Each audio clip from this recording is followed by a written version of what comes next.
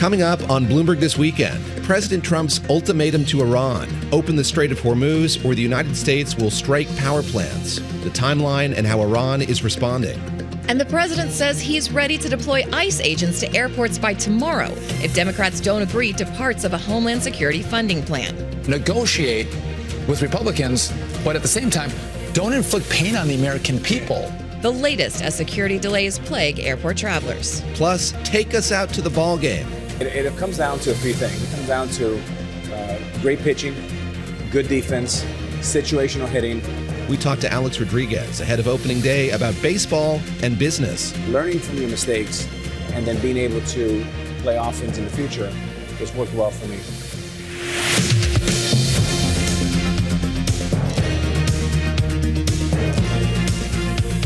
Welcome to Bloomberg This Weekend. I'm David Gura, live from Bloomberg's World Headquarters in New York. I'm Christina Ruffini. We're here with Lisa Mateo. It is Sunday, March 22nd. We've got a lot of news ahead for all our listeners and viewers across all of our platforms: radio, TV, streaming, Bloomberg.com, and the Bloomberg Business app. We are here every Saturday and Sunday from 7 o'clock to 10 o'clock Wall Street time. And Christina, we saw more missiles being traded back and forth between Israel and Iran overnight, this conflict continuing to widen. I'm old enough to remember when President Trump said this might be winding down.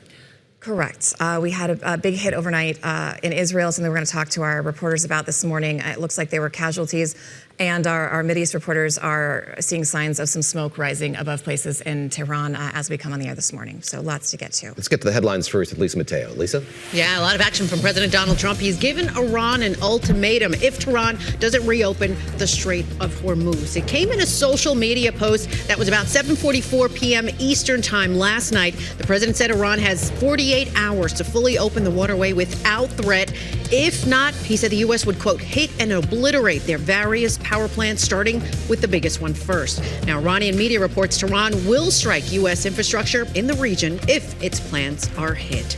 Well, the conflict has resulted in over 4,000 deaths, a surge in oil and natural gas prices. More than 150 people were injured in Israel on Saturday by multiple Iranian strikes in the country's south as Tehran retaliated for an attack on its own nuclear facility. Israeli Defense Minister Israel Katz said the joint campaign would intensify significantly a day after Tehran launched ballistic missiles at the U.S.-UK military base in Diego Garcia, nearly 2,500 miles away from Iran. Well, Senate Minority Leader Chuck Schumer was on the Hill for a rare Saturday session. He was slamming GOP lawmakers for not coming to an agreement to fund the DHS and get the TSA back to work and paid. So today, Democrats offer to pay TSA without the anchor of demanding funding of ICE and CPB without any guardrails, which is what the Republicans are doing. We want to open TSA with no strings attached. Let me repeat, no strings attached. There's not one bill the Republicans have brought forward that doesn't have strings attached. And Majority Leader John Thune, he responded at a press conference yesterday. So the opportunity to actually drive this to a conclusion is there. You have to have, obviously, to negotiate a deal, you got to have two sides at the table. The White House is there, Senate Republicans are there. The question is, are Senate Democrats going to take yes for an answer? And frankly, at some point it's going to become pretty clear to everybody that they really don't have any excuses. TSA workers have been without pay for 5 weeks, pushing some to call in sick, and that's led to long delays, major airports during the busy spring break season. President Trump now threatening to send ICE agents to U.S. airports as soon as Monday if Democrats don't agree to a funding plan. He said they would not only assist in security, but also arrest anyone suspected of immigrating illegally to the U.S. And former FBI Director and Special Counsel Robert Mueller has died at the age of 81. He oversaw the landmark investigation into alleged camp ties between the Russian government and President Trump's 2016 campaign. Now, the president posted on social media minutes after the passing was announced, saying, Robert Mueller just died. Good. I'm glad he's dead. He can no longer hurt innocent people. And, of course, the president's response drawing some criticism, David and Christina, from Republicans and both Democrats alike. We could spend an hour on that tweet, Yes. but we're not going to do that. Not one to mince words, but even that was forceful from the president. He was very active on social media overnight. And we're going to get to a lot of that here over the course of the next hour. The clock is ticking on President Trump's ultimatum on the Strait of Hormuz. There were just 36 hours until Iran must open up that strait, or as the president put it, have its power plants, quote, obliterated. I should note this is a stark difference to what the president said on Friday. We don't use the strait. The United States. We don't need it. Europe needs it. Korea, Japan, China, a lot of other people. So they'll have to get involved a little bit on that one. You know, at a certain point, it'll open itself. At a certain point. All right, joining us now to break this all down, we've got Ethan Bronner. He's Bloomberg's Israel bureau chief. He's in Tel Aviv. Philip Crowther, he's the AP international correspondent. He's joining us from Dubai. And Skylar Woodhouse, our White House reporter, is here with us on set. Ethan, I think we want to start with you because we have this statement from the head of the IDF saying that the war is at its halfway point. That doesn't exactly go in line with what the White House has been saying. But what does that mean for a timeline? Are we talking possibly 2 to 4 more weeks here? I think we are. I mean, it's interesting that you take one statement by the president and describe it as what the White House is saying. As you've been saying yourselves, he says different things every day. I mean, just a few days ago, he said, we must not hit power plants. Israel must not do that again. We're opposed to that. Last night, he says we're going to do it in 48 hours. So, you know, I mean, this is part of who President Trump is. I would say that generally, they've talked about a 4 to 6 week event. We're 3 weeks in. The Israelis are saying we're halfway there. That is what they're saying. Obviously, they will do what the president says. My instinct is he will not stop the war soon, that we probably do have 3 more weeks easily. Skylar, pick up on that, if you would, the very good point that Ethan's making, which is, yes, the president is the commander-in-chief, the leader of the free world, all of that. But there is this chorus of discord among his advisors, and we've heard mixed messages from them and indeed from him himself. Totally. I mean, this is a striking change from Friday and what we were discussing yesterday. But I do think it plays in part a little bit to what we were getting at yesterday, and that the president really goes back and forth and sort of changes his mind. I mean, he likes to keep people guessing. He was obviously saying that the war is winding down, and now he's hitting with a pretty intense threat. So it will be a very interesting rest of today and week. And I just want to note, I mean, I think it's fascinating. I mean, look, President Trump, this war, Bloomberg colleagues were reporting that Vice President J.D. Vance and Secretary of State Marco Rubio had a more muted tone to this war, and Trump was really, outside advisors were kind of pushing him or urging him to maybe go forward with this war. And you had media mogul Rupert Murdoch even in Trump's ear over this war that has now begun. So it's very fascinating, which is, showing that Trump is really the deciding factor here. Obviously, he has advisors, national security advisors, but it's tricky because they can advise Trump all day long, but that doesn't mean that they're necessarily going to get in his ear and get him to change his mind. He's got to make the decision.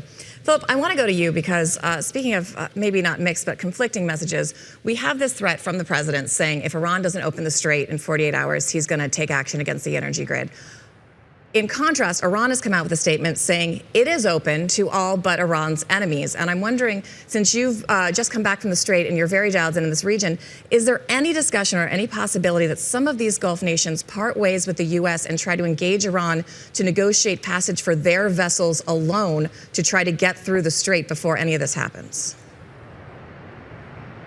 Yeah, we're not quite there yet. Essentially, what we're seeing here is Iran is encouraging countries to come to it and talk about how they might get safe passage. It would appear that that might mean also paying a pretty heavy fee per ship to go through the Strait of Hormuz. These are Iran's rules right now. Iran clearly has control over the Strait of Hormuz and decides what happens there. Now, remember, of course, that the idea that President Trump had to put together an international coalition of warships that would escort them in and out of the Persian Gulf, that has not come to be. Hence this ultimatum and many other smaller deals that are essentially being made.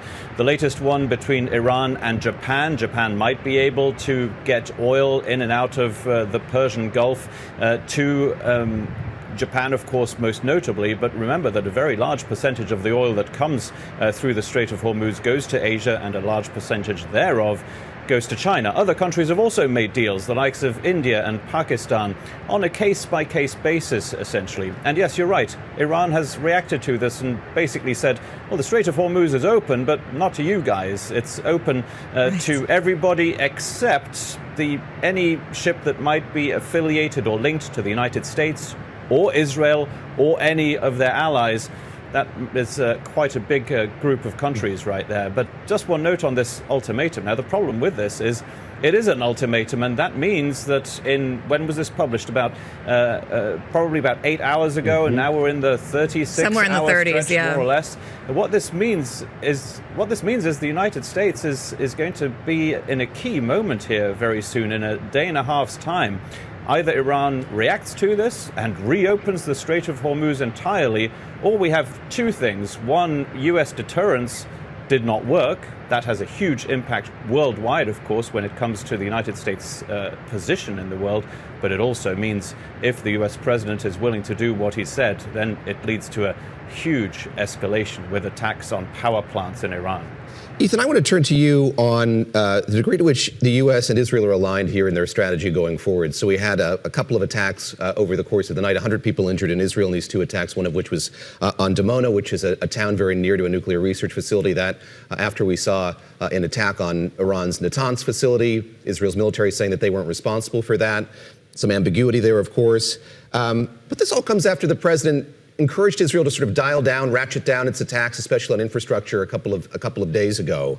How does this sort of affect the timeline and the trajectory of this conflict that we were just talking about?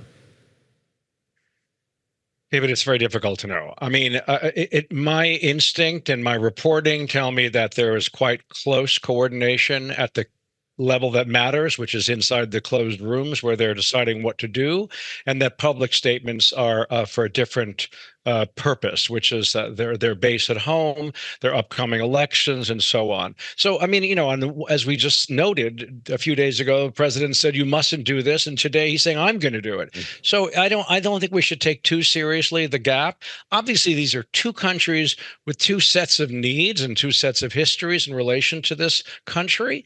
But fundamentally, this is a military operation.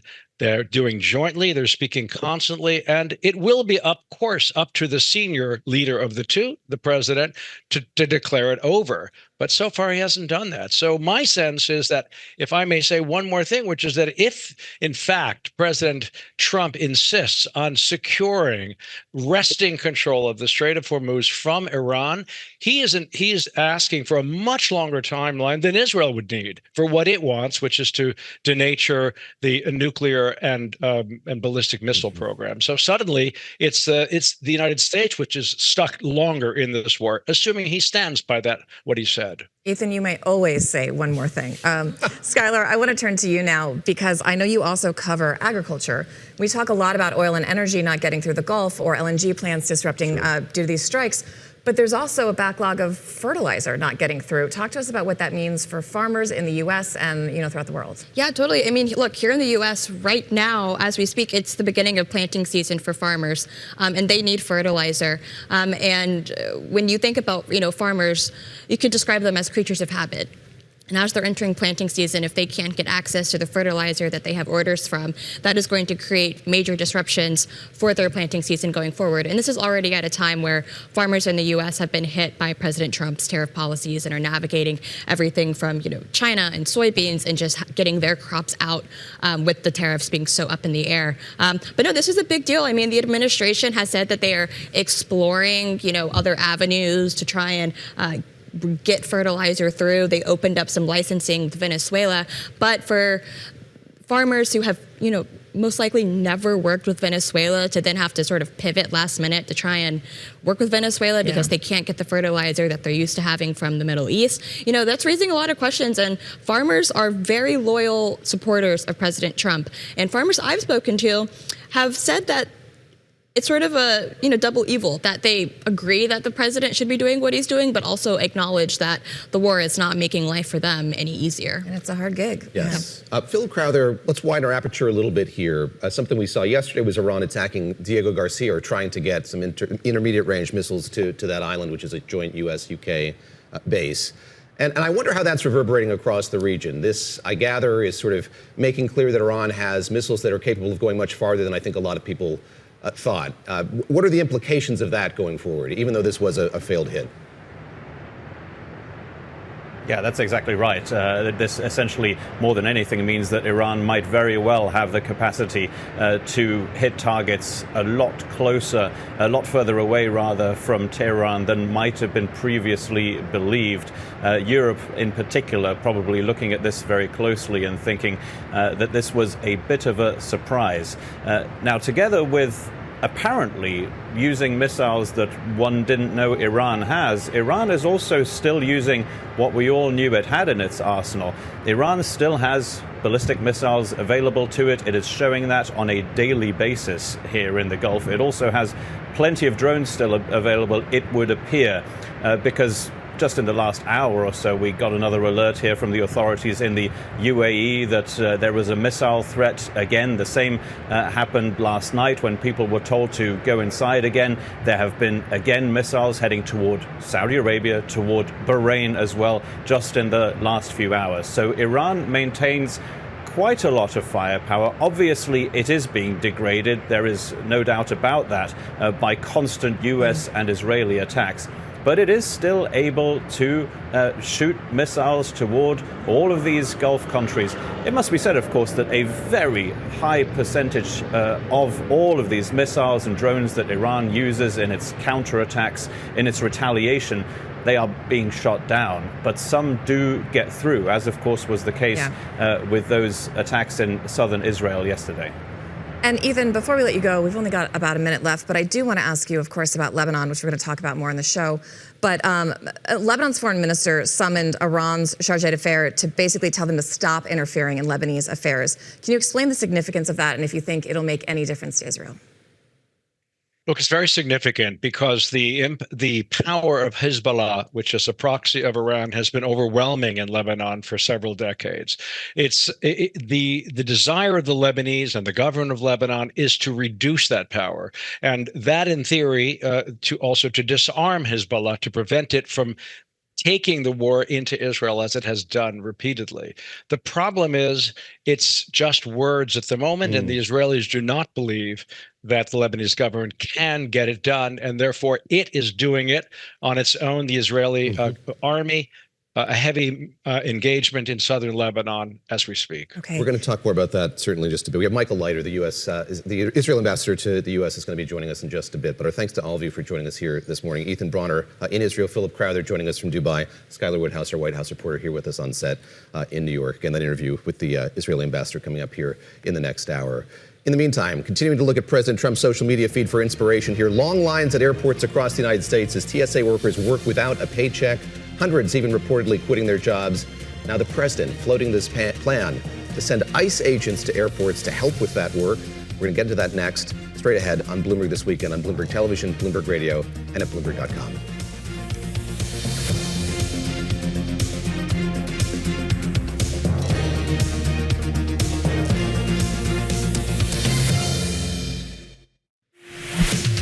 Thank you for joining us live on Bloomberg This Weekend. I'm Lisa Mateo. Let's get you up to date with some of our top stories. And Maui bracing for more storms. And this is as Oahu lifts its evacuation orders. Thousands of residents on Oahu, they were allowed to return home on Saturday afternoon after the island suffered its worst flooding in more than 20 years. Emergency crews, they've conducted at least 200 rescues on Hawaii's most populous island, which has been pounded by back-to-back storms for more than a week. Governor Josh Green said the damage could top $1 billion. United Airlines warning of surging fuel costs. In a memo to employees, CEO Scott Kirby said $175 oil prices, well, that would dramatically drive up jet fuel expenses. The airline already cutting capacity where routes are temporarily unprofitable due to the elevated price of jet fuel at the same time. He said the carrier is strong enough to weather a crisis and won't defer investments or furlough workers. And Bitcoin falling below 70,000. It's now down about 2.5% at just above 68,000. The digital currency 45% below the high of just over 126,000 that was reached on October 6th. It's weakened 20% so far this year. David, Christina, just part of the market volatility we've seen. Even among that digital gold, yes, as it's called. You were so excited to talk about gold yesterday. So yes, excited. True. All right, on a slightly less cheerful note, another effort to fund DHS, the Department of Homeland Security, failed in the Senate last night. That means TSA workers are going to go another day, possibly another week, without pay.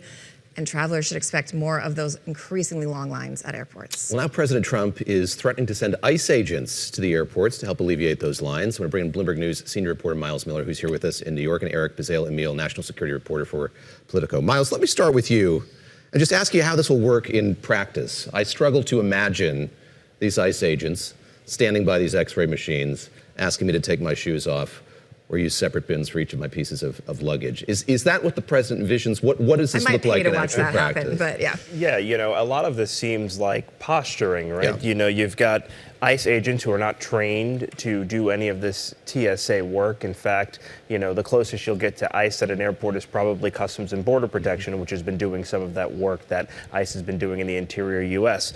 What it will look like is likely ICE agents, yes, helping to do the work of TSA and protecting and making sure that, you know, that folks are in their lines and everything. But the president has added an additional feature to this, which is that they could look for people in the country illegally and begin the process to remove them from the country. Now, you start to think, are people who would be in the country illegally be going to an airport, right?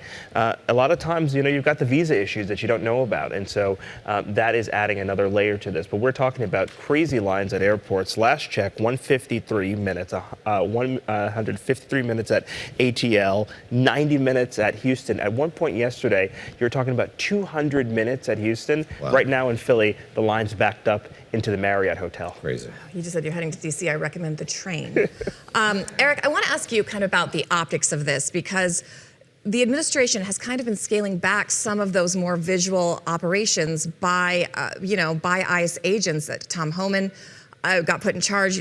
Kristi Noem is out at DHS. Maybe Markwayne Mullins is coming in. Likely, we're going to talk about that in a second. But does this kind of go against the turn the administration was trying to make about ICE? And are they going to wear uniforms? Like, the visuals of this, is this going to help or hurt the Republicans' objectives going into the midterms? You know, it's hard to say about the mechanics of it. The president's post was not particularly specific on whether they're going to be uniformed or not, whether, you know, we're going to see some of the other parts of it, you know, external removal operations as well as Homeland Security investigations doing this work. So we're going to have to see that roll out. We should view it through the prism of the funding fight as a tactic to try to escalate pressure on Democrats to cede and fund a bill at this point.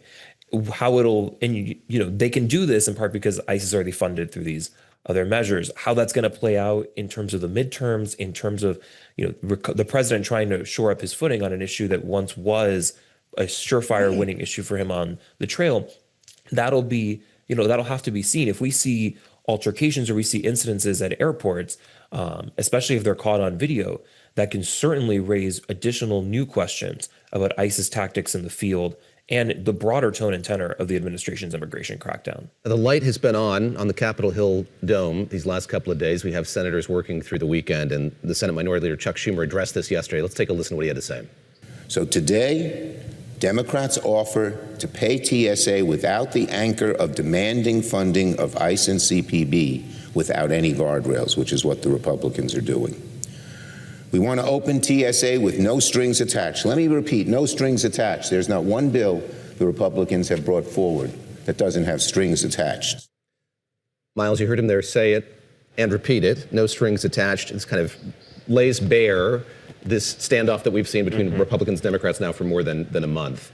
How do you see this resolving itself? This has been a kind of partial shutdown that, until recent days in these airports, if you've noted, has kind of gone unnoticed by a lot of people here. But it does seem like there's very little happening, very little ground being made up here on Capitol Hill. I mean, can you imagine this happening right now during spring break for many across the country? The last time there was a shutdown like this, it was resolved because of these lines at the airport, but it seems Democrats are unwilling to change from their posture, right? What Democrats want are major policy changes when it comes to ICE. They want ICE agents to be able to have their name displayed, and they want judicial warrants when they're going into homes. Now, there did seem to be some sort of agreement or changes coming from the White House. Tom Homan spending a lot of time on Capitol Hill, but they want this to be they don't want it to be a clean bill just for TSA. They want this to be commingled. It remains to be seen if they'll ever come to an agreement, you know, anytime soon. Some were saying, you know, this could go on until the summer. Eric, what about that? I mean, some even Republicans have suggested spinning out the ICE part of this and trying to get just the rest of DHS at least funded. Any likelihood of that, or do you think this is indeed stalled out for quite a bit? It's really going to come down to whether Senate Republican leadership is going to allow it, because at this point, we have seen individual senators on the Republican side express their openness to it. But to do that would then fundamentally defang one of the main arguments that Republicans are making, that you can't just pick and choose different parts of the Department of Homeland Security to fund. You have to fund the whole thing. And it also would then contradict another argument they've been making, that, the argument about immigration enforcement is fundamentally moot because ICE and CBP are funded through the One Big Beautiful Bill. And as a result, when they're talking about FEMA or CISA or the TSA in this particular case, there's no need to do these hangups and continue this. Miles, you'll excuse the glib question, but we were on air yesterday when Elon Musk, the world's richest man, put out this tweet indicating that he would be glad to pay the salaries of all of these TSA workers. Isn't that the path of least resistance here? Help us understand just sort of the budgetary pressures on this agency. This isn't the first time that TSA is going to bend in a vice like this. Yeah, I think as Eric just laid out, the DHS was given a big pot of money, a significant pot of money during the last budget cycle with the big beautiful bill. Elon Musk's offer, while nice, I don't think is actually practical in the way that government financing and payrolls work. What this really needs to come down to is coming to some sort of agreement or agreeing on that TSA bill just for these workers. I was hearing reports from TSA workers who say that they are defaulting on their condos, that their cars are getting repossessed. They're not coming to work. And when you just have the shortage of people, it really is going to have to budge at some point. And it's unclear when that breaking point will happen. But I don't think that Elon Musk's money will be getting into any of those accounts. Perhaps, maybe they'll do those checks that Christina was doing in the past, where she was giving folks money for coming in, and they had some strings attached. You had to be like the best worker and all this kind of thing. So maybe that's what he can do, practically. Speaking of Christina, Eric, we've got Markwayne Mullins made it out of committee by one vote. When do we think that it looks like he will get confirmed? I think at this point, when do you think he'll actually be invested, in his post? Because this is a time when it would be nice to have a head of an agency that's responsible for all of those things, given possible threats from abroad and everything else going on. President Trump had said when he nominated Secretary Mullin that he was going to be in the post by March 31st. So we could certainly see this happen. If we're expecting at this point a cloture vote tonight in the Senate, which would be then the preliminary step for a Monday confirmation vote, even if it happens to be on a Tuesday or on a Wednesday, there's a real likelihood that we could see Markwayne Mullin join the administration by Friday or sooner. This could happen very, very quickly. I'll note that Christina has still been at DHS while this has been going on. The agency has not been without a cabinet secretary during this time period. But certainly having new energy through Markwayne Mullin, who is very respected on the Hill and is seen by many in the Republican Party as the kind of reset they need at DHS to face off these political headwinds, that'll certainly be a boon to the administration at this point. Miles, on that point, what have we learned about what a Senator Markwayne Mullin would be like as Secretary Markwayne Mullin? I think about this in the context of the judicial warrants that you were just talking about a moment ago. We saw that New York Times reporting earlier this week indicating that maybe he's in favor of some of these changes to ICE.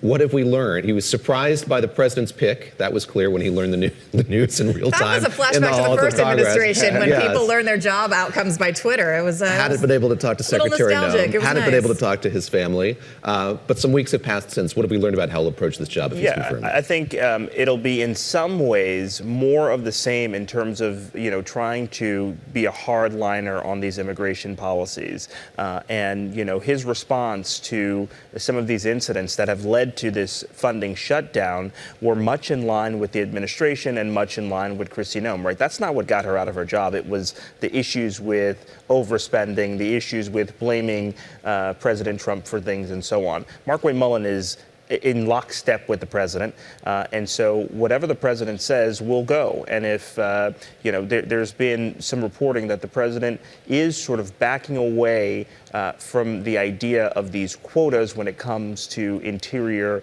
immigration enforcement, but I think he'll be a hard charger on all of the issues that are set forth by really Stephen Miller in consultation with Tom Deputy Homan. Chief of Staff. Right, and Eric, quickly before we let you go, we've also got this possible $200 billion request from the Pentagon that they're trying to get tacked onto the reconciliation process. They need 60 votes. That seems unlikely. What's your take? We've seen some Republican tepidness towards this. But and certainly the Republicans will want plenty of hearings to this. And I saw John Kennedy said, before the weekend that, he wasn't going to give the administration a blank check for military objectives in Iran. So if they try to get the reconciliation bill, through reconciliation, try to get more money in, like funding is going to get very, very, very sticky in the next couple months on Capitol Hill. Miles, before I let you go, we've talked a lot about what this will look like in practice. How about, are there concerns about safety with TSA right now? I should have asked that earlier, so I'm not doing it. I don't think so. The lines are long because they're going to make sure you take your 2 laptops out. Yes. That you take your shoes off if you don't have pre-check and all of that. So, they're still being as diligent as possible, but just with less people.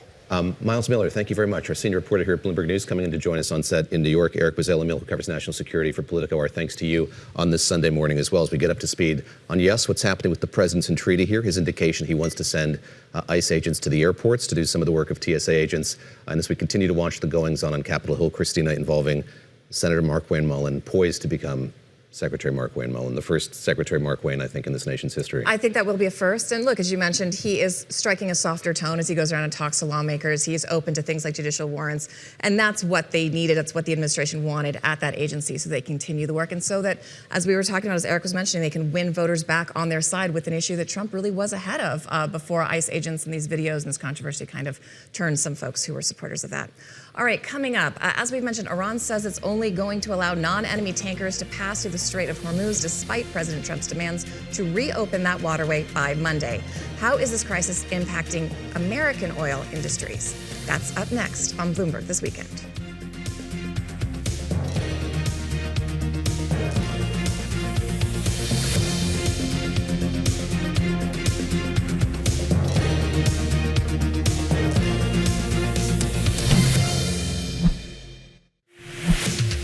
Thank you for joining us live on Bloomberg This Weekend. I'm Lisa Mateo. Let's get you up to date on some of the top stories. And Elon Musk says his project to manufacture chips, it's going to be built in Austin and run by Tesla and SpaceX. It's called the Terafab Project, and it's his plan to eventually make his own chips for robotics, artificial intelligence, space data centers.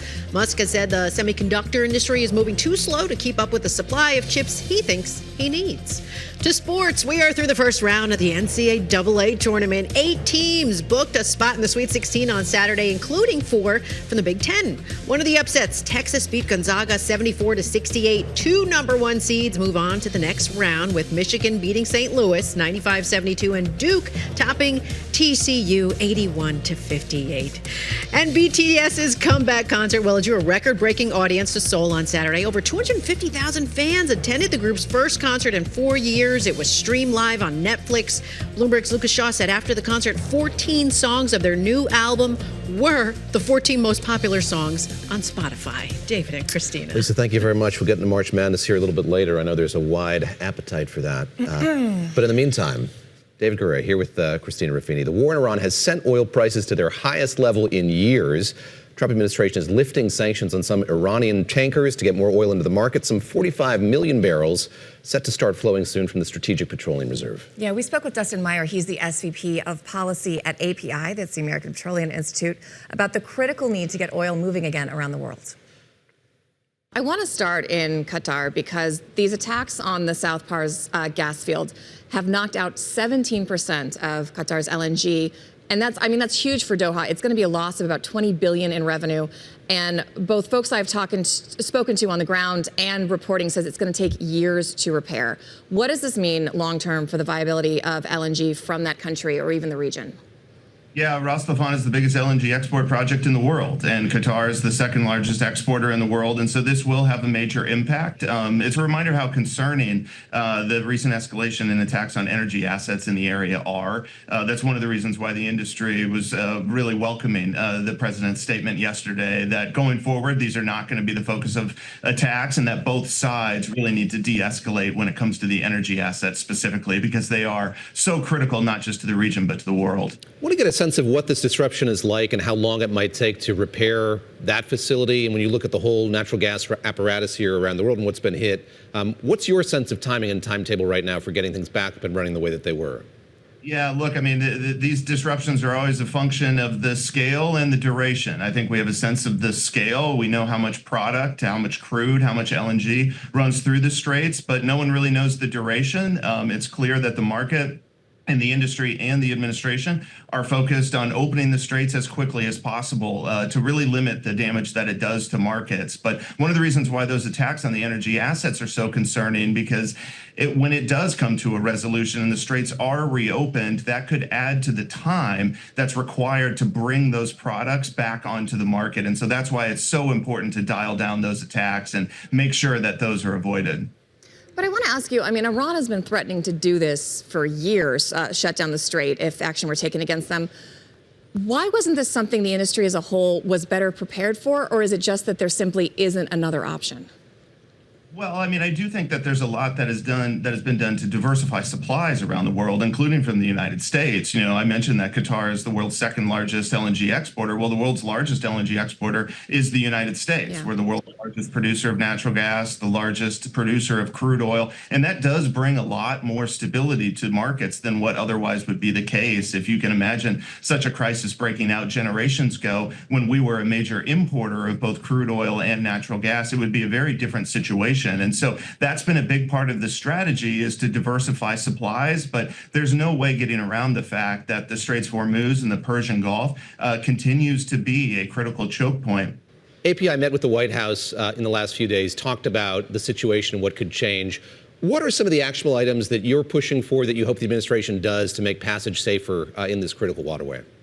Yeah, we welcome to have the conversation with the Vice President as well as Secretaries Burgum and Secretaries Wright. I think there's a lot of alignment in terms of understanding the importance of opening the Straits of Hormuz as quickly as possible. The administration does have a few levers that they can pull on, and they've wisely started to pull on those, drawing down the SPR, doing some Jones Act waivers, adding some liquidity in other ways to the marketplace. That adds more flexibility. Those are steps in the right direction, but I think everybody understands that for a disruption of this magnitude, there really is only one solution, which is reopening the straits. That was the message from the industry. That's exactly what the administration is focused on as well. There's a couple U.S. naval ships that just left California about 2 days ago, and they're heading to the region, likely to help with potential escorts. I want to ask you first, are military escorts really a solution to this issue? And even if they are, those ships, it's going to take them quite a while to get there. What is the plan in the meantime?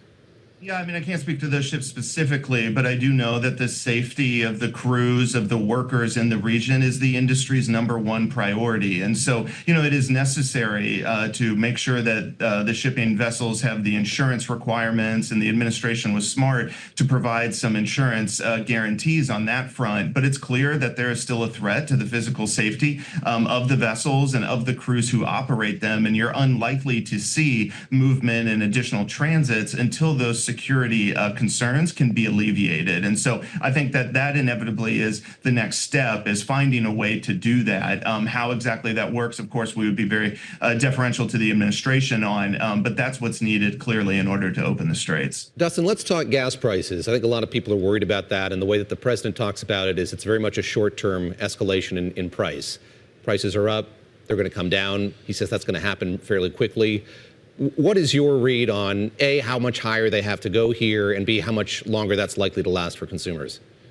Well, I mean, you can already start to feel the impact, and that's not a surprise given what's happened, especially to crude oil prices. But as I said, it really is a function of the scale times the duration, and the duration is the big unanswered question right now.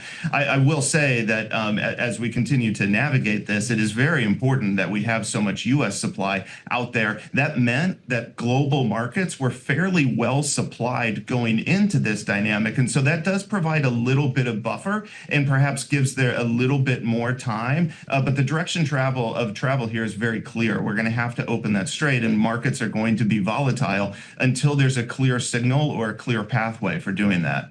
What else would you like to see from the U.S. government? They've been really responsive in terms of understanding the safety concerns of the industry. As I said, it makes a lot of sense what they're doing in terms of drawing down the SPR and coordinating that with our global partners. That really maximizes the impact, because these are global markets that are fully integrated. And so they've been smart to pull on those levers. And now they're altogether reasonable in keeping their main focus on reopening the straits as quickly as possible. Dustin, is this crisis reframing at all the conversation about renewable energy? This is an administration that wasn't really prioritizing it, but at a moment where we see the difficulty of getting inexpensive oil and gas? Does it kind of elevate that conversation once again or change the way that we should be having it? Well, I do think it's an important reminder of how necessary it is to control your own energy destiny. And the reality is that the United States has done a really nice job of that over the last 20 years as we've converted from being one of the world's largest importers to a net energy exporter, the world's largest producer of oil and gas. Not only does that provide more stability to global markets, but it does, to a degree, insulate the United States as well. And so making sure that we double down on energy production here in the United States of all forms, I think is absolutely a conclusion that a lot of folks are going to take coming out of this. The diversity of supply is always going to be important, both in terms of the types of supply and the location of the supply. The United States has done a nice job of that, but this is a reminder of how necessary that is. Dustin Meyer from API, thank you so much for taking time. We really appreciate your insights this morning. Thanks for having me. And Christina, something I draw from that interview and a conversation we had yesterday is like what this moment means for American producers. So obviously the U.S. is in better shape when it comes to oil and natural gas because of its vantage on the world stage here. But certainly there's still this lag time to get a lot of these projects up online. Well, and instinctively you think this is great for American producers, but both these guys told us not necessarily because they're losing a broader swath of customers as those prices go up and they can't afford it. They want to be able to produce and distribute to everyone and grow their facilities and grow their businesses, and that's harder to do when prices are so high. Of course, prices set on the world stage as well. Coming up here, Lisa's going to be back. Some of the week's most read stories on the Bloomberg terminal. And you can explore all our live streaming news and interviews, all our Bloomberg TV shows, documentaries, reporter analysis, and much more. It's all in one place. Check out Bloomberg.com/videos. Stick with us. We will be right back.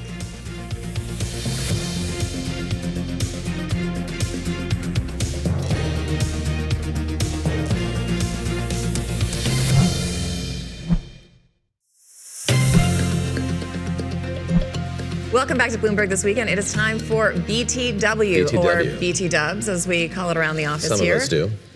I like BT Dubs. Yeah. All right, so we're going to go to a bunch of the stories that you might have missed during the week that we want to focus on, and our own Lisa Mateo is going to kick it off. All right, I want to start with one of the Do you say BT Dubs, by the way? I say BT Dubs, I do. I know you're outnumbered, sorry. I just wanted to get that. But just people at home, BTW, Bloomberg This Weekend. Thank you. Also, there you go. All right, let's start with one of the most read on the terminal from this week. This one's from Bloomberg, so it says Oaktree's Howard Marks says investors are underestimating AI. So basically, he's the co-founder, right, Oaktree Capital Management. He sat down with Lisa Abramowitz at the Capital Markets Industry Conference. So a few things he said, that the power that gives AI its importance also gives us this unpredictability. So you don't know what it will or won't do. So he was kind of touching upon that. But I want to point out this thing that he also said is that at last month's announcement of Jack Dorsey's block about cutting 4,000 jobs, because cut a lot of jobs. Yeah, right. That kind of stood out to him too, because the power that gives AI importance also gives it that unpredictability. So that's what kind of he's talking about there. But something he also said that really stuck out from this article was that investors are probably better off buying shares of AI-focused company rather than lending it money. Interesting. So that was like an interesting twist to what he was saying. And that's really been the story here. The concern has been rising about that lending mechanism. Circular financing. Kind of circular financing, everyone lending to one another. But I think obviously Howard Marks, eminent and wealthy investor, the latest in a line of folks who are kind of expressing concern about where all of this is headed and demanding at this point in time. They want to see something. They want to see some actual proof that this is leading to productivity gains. There's also an argument that's gaining stock that a lot of these AI institutions or policies are coming from the top down, and they're not actually asking the people who do the work where AI could be helpful. So they're burning money, putting it in the wrong places where there are places it's really effective and places where it's cheaper and better to just keep your staff. And worth paying attention to. We talk a lot about Iran. We have over the last few weeks, of course, and this widening war in the Middle East, but still this is very much front of mind for a lot of investors, the impact this is having and could have going forward. Most definitely, definitely. I want to turn to our next one. Okay, so this is from the Wall Street Journal. So let's get to this headline. It's one of the hottest tables in America, and it's a college dining hall. Okay, we're talking about, I don't know how your dining halls were in college. Not good. Quite good. I got to say, mine was quite good. That's it, really? Yeah. Okay. This is UMass Amherst. Okay, this is the one. Its dining halls have been ranked #1 for campus food in the country for 9 years, according to the Princeton Review. Serves about 30,000 students, but it's not just the students. The thing about this place that you're looking at is that it is open to the public, too. So adults go there on like date nights, and people go there on the normal. They pay about $12.50 for breakfast. Come on, guys. Come on. The next time you're in the Pioneer Amherst is a Valley. nice place. The food there, I mean, they have, so many different dining halls. They have different restaurants. You can get sushi. You can get any kind of bowl you want. You can get your pizza. You can get a Mediterranean station. And they change the menu all the time. And this is what people like about it. 30 cafes and markets, too, on top of it. 30 cafes. I'm telling you, it is freshman 15. Can you not say? That's a lot of food. All right, look, I don't want to be Debbie Downer, but maybe this is why college is getting incredibly expensive. Maybe. Well, their meal plan is about $3,600 for the semester. All right, to about $4,200. I got nothing then. I got nothing. So, just your goes food to show wasn't you. good at college? Well, now that we've said where I go to college, Yeah, I realize I need to dial that back. you. It was fine. There was nothing wrong with it, but it certainly wasn't date night draw. It was serviceable. is how I You, would as an say. alumna, wouldn't go back. No, Or you're I would just not. visiting It would not town, be a you wouldn't go in. destination trip to have the salad bar, which is pretty much where I lived. Okay, have you guys taken a destination trip to the opera? Have you been to an opera? Yes. You have been to the opera? Yes. Wow. Have you been to like a 5-hour opera? Close to? No, Okay, I've this done is- La Bohème at the this Met is here. the I next story. did go to a friend gave me tickets to a Wagner opera, and it was like 4 hours, and I did think I was going to scream inside my head in my very tight dress. Yes, This is what it's about. Okay, so this is from the New York Times. Okay, the headline is Baby Carrots, Espresso Martinis, How New Yorkers Prepared for a 5-Hour Opera. Okay, so this is the Metropolitan Opera's new production. Excuse me if I pronounce this wrong. Tristan and Isolde. Molto bene, Lisa. That was very good. I hope I pronounce it thought. right. But it's getting rave reviews, but it's just too long. Like, it's nearly 4 hours, 5 if you count the intermissions with it. So what people are doing is they're pre-gaming with energy drinks, with espresso. At intermission, they're downing espresso martinis. I mean, I think espresso is traditional, given Italians and opera and. True. All right, you guys, why some of these operas are so long. Why are they so long? Okay, so back in Italy, when this is really popular, it costs more in Venice to heat one of those big palazzos for the night than it did to get box seats at the opera. So this is one of the things they did as aristocrats. They would just go to the opera every night, like we just go watch TV, because it was less expensive and less boring in the winter to go see an opera than to heat your entire giant leaky mansion. Are you serious? Yes, I'm not kidding. You can look this up. City of Falling Angels is a great book about Venice. It talks about this. And people are doing this. People are doing it. And you know what it is that they have a special under 40 night. So people under 40 get discounted I'll gladly avail tickets. myself of that, everyone watching the show. Me too. We can all will. do that. We can all go. Sure. I was eager to talk more about Timothy Chalamet in the context of this, as I'm sure you were as well.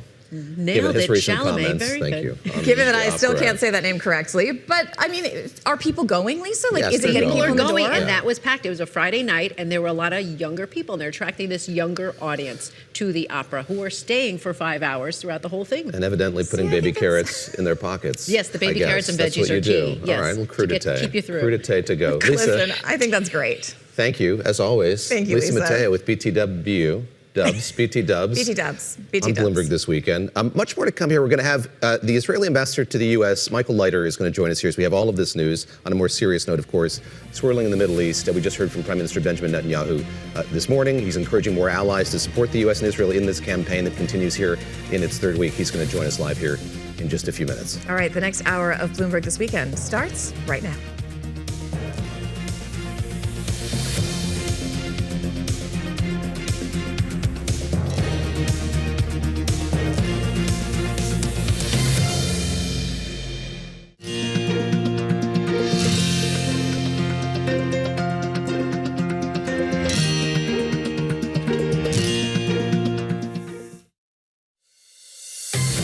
Welcome to Bloomberg This Weekend, live from New York with David Gura, Christina Ruffini, and Lisa Mateo. The latest headlines, key analysis, big interviews, and the stories that hit home on your days off.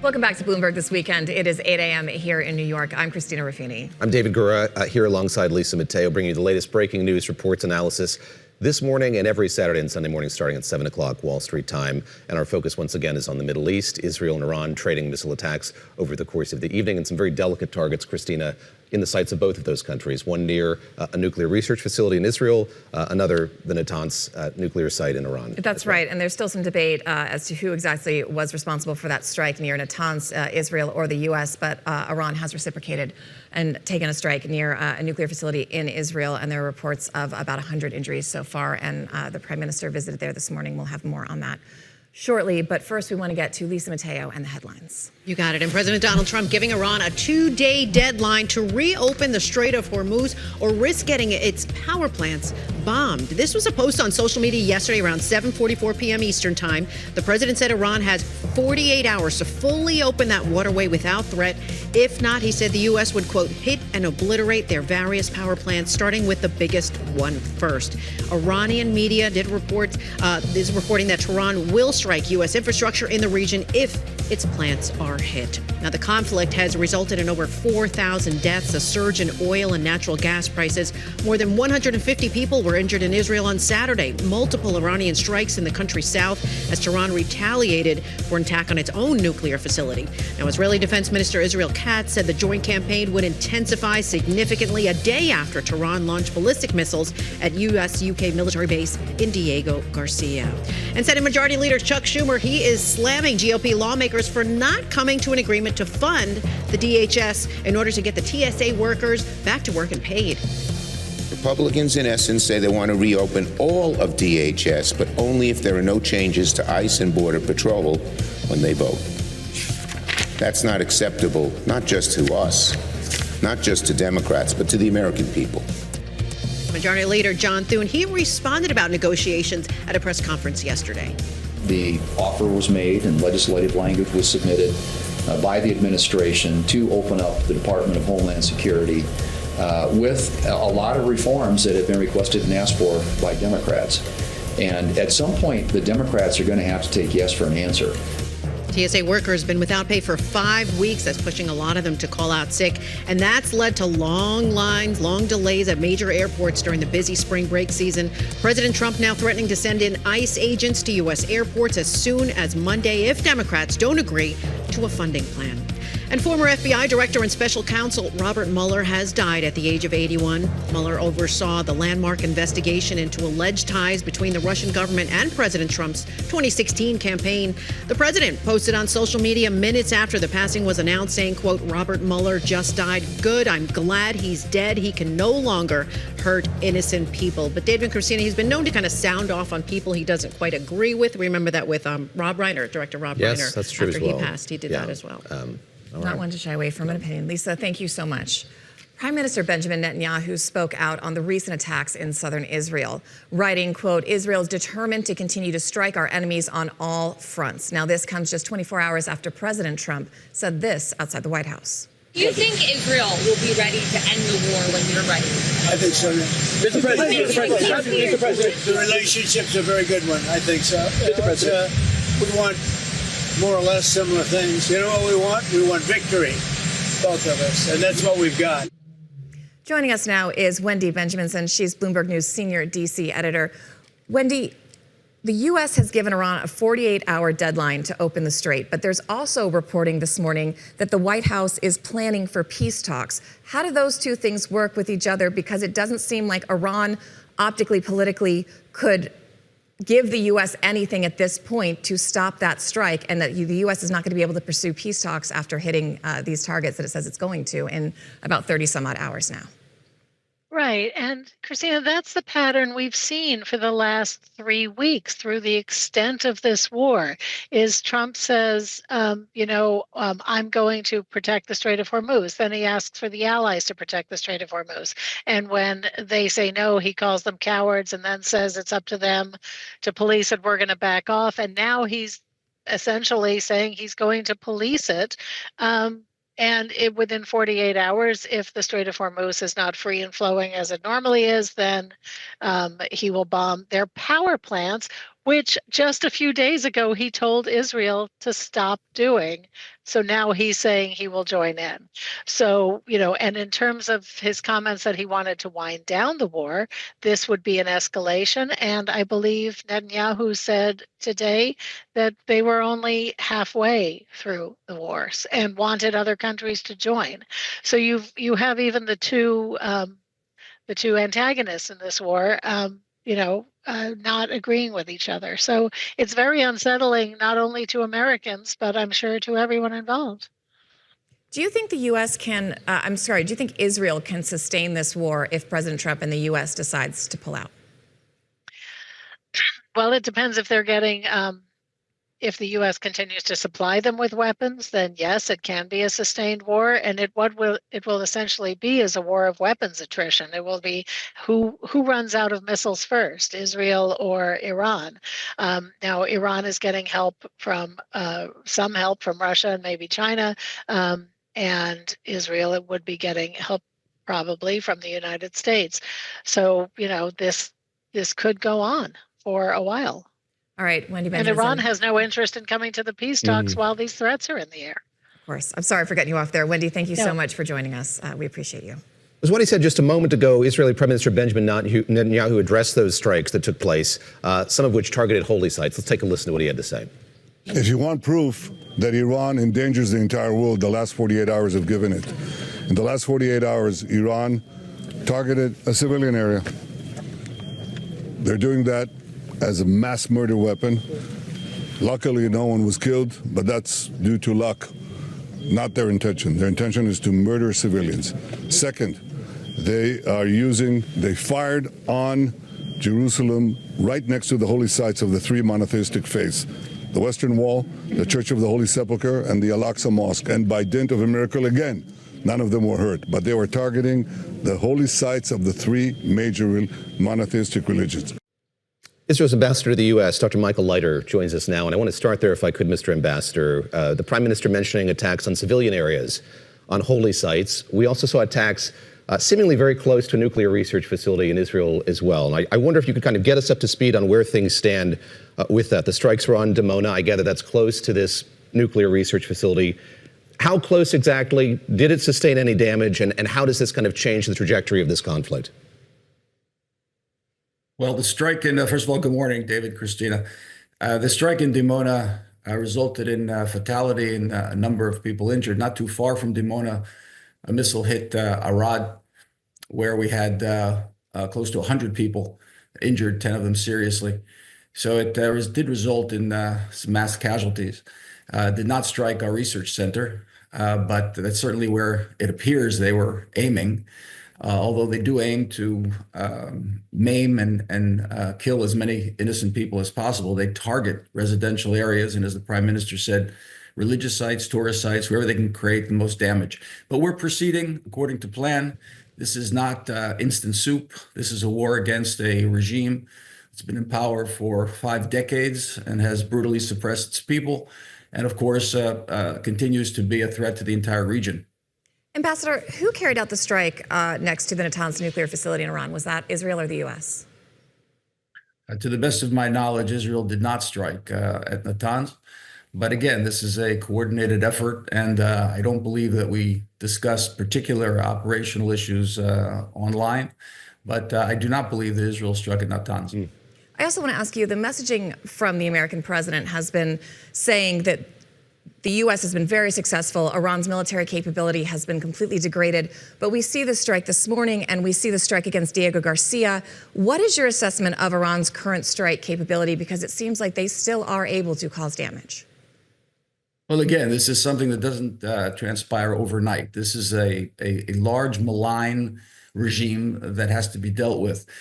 Look, just imagine that they would have a nuclear-tipped weapon. The ballistic missiles that they're firing right now would have a nuclear tip. The way that the world is being held hostage right now at the Strait of Hormuz would be that much more difficult, that much more threatening. A barrel of oil would reach $250 if they wanted it to. So this at some point has to be stopped. This is a malign regime that's holding the world hostage. And it's going to take some time, hopefully not too long. But we see dramatic cracks in the system. The edifice of this tyrannical regime is cracking. It has not opened up to wide chasms yet, but that's the direction it's going. We're seeing a degradation not only in their ability to fire these ballistic missiles, to get their drones off, but also in the morale. We have small units within the system of the IRGC and the Basij, which are not turning their weapons yet on their superiors, but they're not showing up for work. And that's a first. It's developing, and it's a process. We never knew exactly when the Soviet Union would fall or exactly when the Romanians would turn their guns against Ceausescu. But this is a people, 92 million, who want freedom, who want something else, who don't want the boot of the repressive regime on their necks anymore. So it's quite possible that we're going to see these cracks develop more, and refusal on the part of these brutal people to turn their guns against their own citizens. Let me ask you about that. You mentioned those 92 million people. You see that the devastation and destruction that Israel and the U.S. have rendered on Iran's military sites and other places.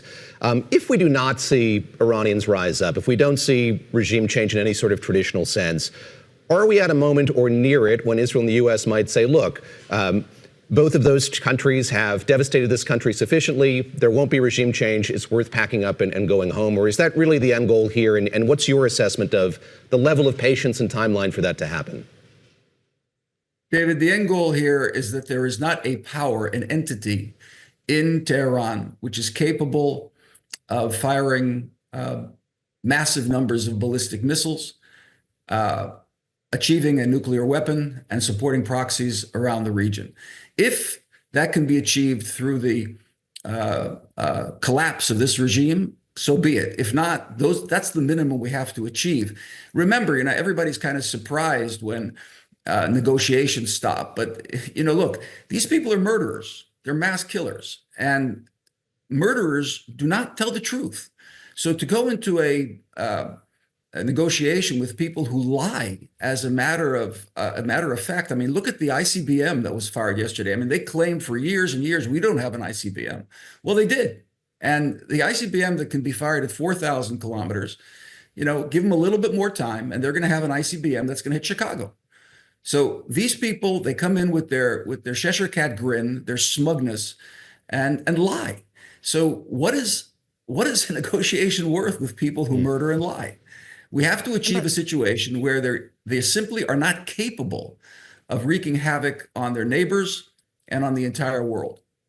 To that end, I wonder if there are any concerns that it might have been a miscalculation to go after some of Iran's historic sites, to go after some of the energy infrastructure, because does that make it harder to accomplish that goal, to either get a regime that doesn't threaten Israel or its allies, or if the regime does fall, to then install a functioning government if the country and the infrastructure isn't there? It's a great question, Christina. Look, there's a dilemma here, okay? I mean, and it's a fair dilemma when we're talking about strategy. If the regime is going to stay, or some form of this regime is going to stay in power, then it's absolutely necessary to devastate their national infrastructure, so they're incapable of malign actions in the future. If they're not going to stay in power, then you don't want to destroy the national infrastructure because you want them to be able to resuscitate themselves. So we're moving, I think, in a parallel fashion, and that's going to depend. You have to make an assessment from day to day, from week to week. That's very much an operational assessment on the part of our militaries. So I think it's going to become clear over the next week or so, but we're marching in that direction to completely eliminate the possibility where there's going to be an entity in Tehran which is going to be able to fire these ballistic missiles, support the Hezbollah, Hamas, and the Houthis. I mean, just think about it. If tomorrow, the Houthis take over the Bab el-Mandeb passageway, the Straits of Aden, so we're going to have a situation where the entire world market is going to be shut down because of the whim of an Ayatollah sitting in Tehran. I mean, this is just simply unacceptable. It can't continue. And they've been calling our bluff now for 5 decades, and this has to stop. For us in Israel, it's an absolutely existential issue, immediate existential issue, because we see what these ballistic missiles can do. And if they have hundreds that they can fire in every round, which was their plan after the June war, to build thousands of these medium-range ballistic missiles and fire them all at once in order to overwhelm our multi-layered missile defense system. If they're able to do that, that Israel's a tiny country. It's the size of New Jersey. We simply can't allow that to happen. But it's not just Israel. I mean, look at their firing into all their neighbors, to Saudi Arabia, to Oman, to the Emirates, to Bahrain. They're particularly focused on the Emirates because the Emirates, is a projection of a very moderate Islam that accommodates the West, that accommodates Judeo-Christian civilization. They hate the Emirates more than anybody else. And that's why they fired so many of these drones into the Emirates. And we're delighted to be able to assist them as much as we can. Mr. Ambassador, let me interrupt if I could, just because this malign regime has to be brought down. Last question here is just about Lebanon. You'll forgive a basic question here, but what are Israel's goals there? We see 800,000 people displaced there, torrential rains affecting many of those people who have been displaced. As we look at where there might be daylight between Israel and the U.S., do you feel like the U.S. supports Israel's attacks on Lebanon, and where do you see them leading to? Well, let me push back on that question, David. Israel's attacks on Lebanon are a reaction to Hezbollah's missiles being fired into our cities. We are not going to allow a terrorist entity that has taken over our northern border, has sapped it of its strength to fire missiles into our communities. It's just that simple. I mean, just imagine that, you had missiles coming over from Canada into Montana. I mean, you'd erase the other side of the border. So we want peace with Lebanon. There's no reason in the world we can't live in a harmonious peace with our northern neighbor. Most of the Lebanese want it as well, but their country has been occupied by this terrorist entity. So we have to protect our northern border, and ultimately, the Lebanese themselves have to rid their country of this malign influence coming out of Tehran. Yeah. Mr. Ambassador, thank you very much for the time. That's Ambassador Michael Leiter, who joined us from Washington, D.C. He's the Israel's ambassador to the United States. And Christina, this is something I know a lot of attention is now being drawn to, sort of what's been happening in Lebanon. And the UN Secretary General there recently as well, pointing out that size of that humanitarian Of course. devastation. And the issue is that's already a country that's on the ropes, both economically and politically. And is it better for the region or not if that country implodes? We're going to dig into some more of these issues with Ian Bremmer of Eurasia Group in just a moment here. Look at how this wide war is spreading, continuing, and kind of parse some of what the president said to reporters and on social media overnight. Coming up here on Bloomberg This Weekend. Stick with us. We'll be right back.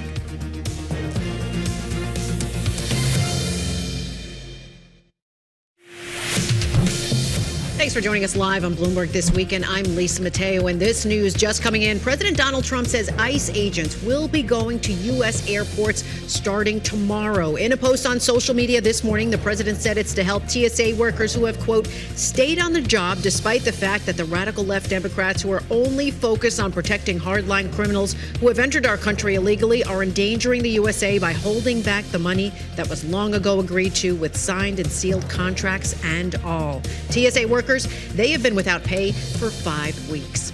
Now, in other news, Maui bracing for more storms as Oahu lifts its evacuation orders. Thousands of residents on Oahu, they were allowed to return home on Saturday afternoon. That's after the island suffered its worst flooding in more than 20 years. Emergency crews, they've conducted at least 200 rescues on Hawaii's most populous island, which has been pounded by back-to-back storms for more than a week. Governor Josh Green said the damage could top $1 billion. An Apple CEO, he is praising the innovations of Chinese developers. China's excellently talented developer community is pushing the limits of innovation every day. And we're inspired by the many ways Chinese developers are using technology to build tools that help people learn valuable skills, manage their health, and bring new ideas to life. That was Cook. He was speaking at the China Development Forum in Beijing today. His comments come days after the ruling party's flagship newspaper criticized Apple for monopolistic policies. David and Christina. Lisa, thank you very much. Thanks for that update. Thanks, Lisa. All right, G7 foreign ministers say they are ready to take, quote, necessary measures to support global energy supplies and safeguard maritime routes, including through the Strait of Hormuz. All this just days before the allied countries meet in Paris later this week, but after, I should note, President Trump's 48-hour deadline for Iran to open the Strait of Hormuz or face what he calls the obliteration of that country's energy infrastructure. Joining us now is Ian Bremmer. He's the president and founder of Eurasia Group. Ian, great to have you with us. And earlier this week, you were writing about the prospects of of there being an off-ramp for President Trump. We've seen a lot of vacillation over the last, say, 72 hours from the White House when it comes to the tack that the administration is taking vis-a-vis this war. Your sense of where that off-ramp is and what access the U.S. has to it right now? Well, it's hard to have an off-ramp when the people you were talking to are dead. We saw that at the beginning of the war, and we saw that with Larijani as well. There had been some back-channel conversations with him, and then he's gone. So that is challenging. Also, the level of incoherence that has come from the American president. If you're an Iranian leader watching, you've got to be thinking this feels like panic. It feels like urgency. And that the only lever that the Iranians have, which is the economic pain that is coming from keeping the Strait of Hormuz closed, is actually working. So, I mean, on the one hand, I see continued escalation from the United States and Israel. And on the other hand, I see the Iranians with little capacity to negotiate, a little faith in negotiations, and also at least some semblance of a belief that their own deterrence is starting to bear fruit. And I want to ask you, I asked many people this question yesterday, and I'm not sure we ever really got the answer. Can you explain, giving the administration the benefit of the doubt possibly, can you explain the policy behind this OFAC waiver for Iranian oil, most of which is likely going to be purchased or already purchased by China? On its face, it seems like the U.S. has just put money in Iran's pocket and given a strategic competitor a discount on energy. But there has to be another thing that I'm not thinking of. I think that the United States is hitting Iran incredibly hard with its military capabilities. But the vulnerability is on the economic side. And on that side, the absolute short-term priority for Trump is get the price down, get more oil out under any circumstances possible. And clearly he believes that there is some marginal benefit to price that comes from getting more of that oil out, and not necessarily in the hands of the Chinese, but instead to countries that the Americans are more nominally aligned with. Now, keep in mind that Trump's long-term plan remains take the oil. It's Venezuela redux. So I guess what the Trump administration would say in response to your question is, yeah, in the near term, this in principle goes to the regime, but the regime is not going to be able to use that for very long. We're going to take Karg Island. We're going to have the oil. That's why you've got thousands of American troops that are heading their way to the region. I do understand that it is incoherent in the short term, and Secretary of Treasury Bessent was doing his damnedest to try to frame it in that several hundred-word tweet that he put out, and he wasn't really convincing anyone with market experience. There's some analysis out this morning from Regional Energy Group that says that Gulf capitals are increasingly concerned that Washington could move to wind down the conflict before securing a durable resolution on maritime access, leaving Iran with de facto control over traffic through the strait. Do you think that's a legitimate concern and something that people need to start looking at? Well, it's a legitimate concern, not just for the Gulf states. I mean, at this point, the Americans do believe that you're going to see fewer ballistic missile strikes from Iran over the coming weeks. Now, they've said that before, and they've been overconfident, but there's been a lot of damage done. It's hard for them. They can't build more ballistic missiles in this wartime environment, given the damage to their military infrastructure that primarily the Israelis have done. But drones are a different story. And that means that for the foreseeable future, and here we're talking months and months at a minimum, this Iranian regime, if they wish, are going to be capable of continuing to pose threats to anything that goes through the strait, and to ongoing production and capability of Gulf energy infrastructure. Yeah. So, yeah, the Gulf is concerned about that, and they don't want the United States to stop now having started the war until that is resolved in some way. And we're hearing that from the Saudis, hearing that from the Emiratis, hearing that from the Qataris, the Kuwaitis. I mean, all of these countries have economic models that don't function with this level of violence and threat in their backyard. Ian, something I've valued about your writing for so many years is how you look at the shifts in multilateral alliances. And I'd love to kind of bring that experience to bear in the context of this conflict. You had the U.S. and Israel going this alone from the get-go, but now we've heard entreaties from both the President of the United States to other countries to help secure the Strait of Hormuz. Now we hear it from Prime Minister Benjamin Netanyahu this morning. There has been assembled, I guess, this coalition of a willing of sorts, 22 countries who are going to help the U.S. in its efforts to keep that strait clear and open, or clear that strait and make it open. What is your sense of the state of these fragile alliances? Of course, we've heard the rhetoric from the Trump administration here over the last year plus toward its longstanding U.S. allies. How fractured are they, and sort of how more fractured are they as a result of this conflict? They're very fractured. In fact, I mean, this idea of a rupture that my friend Mark Carney put out there during Davos is clearly the way that the Europeans feel as well, that there is no level of trust of the United States president and of what the Americans think of their allies and how they treat their allies going forward. But the Europeans desperately need the strait open. Trump is certainly right about that. And also the Americans are the dominant military force, not just for the Europeans, but in the world. So as much as they may mistrust the United States, they recognize that the U.S. remains very important for them. And I have seen a change in the diplomatic posture towards the United States from Europeans, from this not our war, we want no part of it, to we're not going to engage in the fighting, but we understand that we collectively have a problem now, irrespective of who started it, and we need to try to engage with you. We hear you. Find a way to work together to eventually have the straits safe and passable. But I do not see Europeans, as of today, I don't see Europeans that would be willing to send forces to bring the strait open during this level of fighting. And I think, by the way, the United States is a minimum of 4 weeks, a minimum, best possible scenario where they would be able to actually bring escorts to start moving ships peacefully through the strait. So I don't think that's yet priced in to the markets. And it's certainly an ongoing problem where the Americans and the Israelis are going it alone.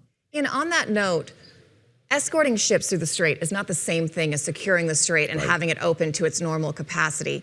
It seems like this is something the U.S. cannot do alone. Trump has seemed to need to call in these allies. I was reading this morning, part of that is after the Cold War, the U.S. actually got rid of some of its mine-sweeping capabilities in the theory that if it were to need something like this, it would be part of a NATO operation.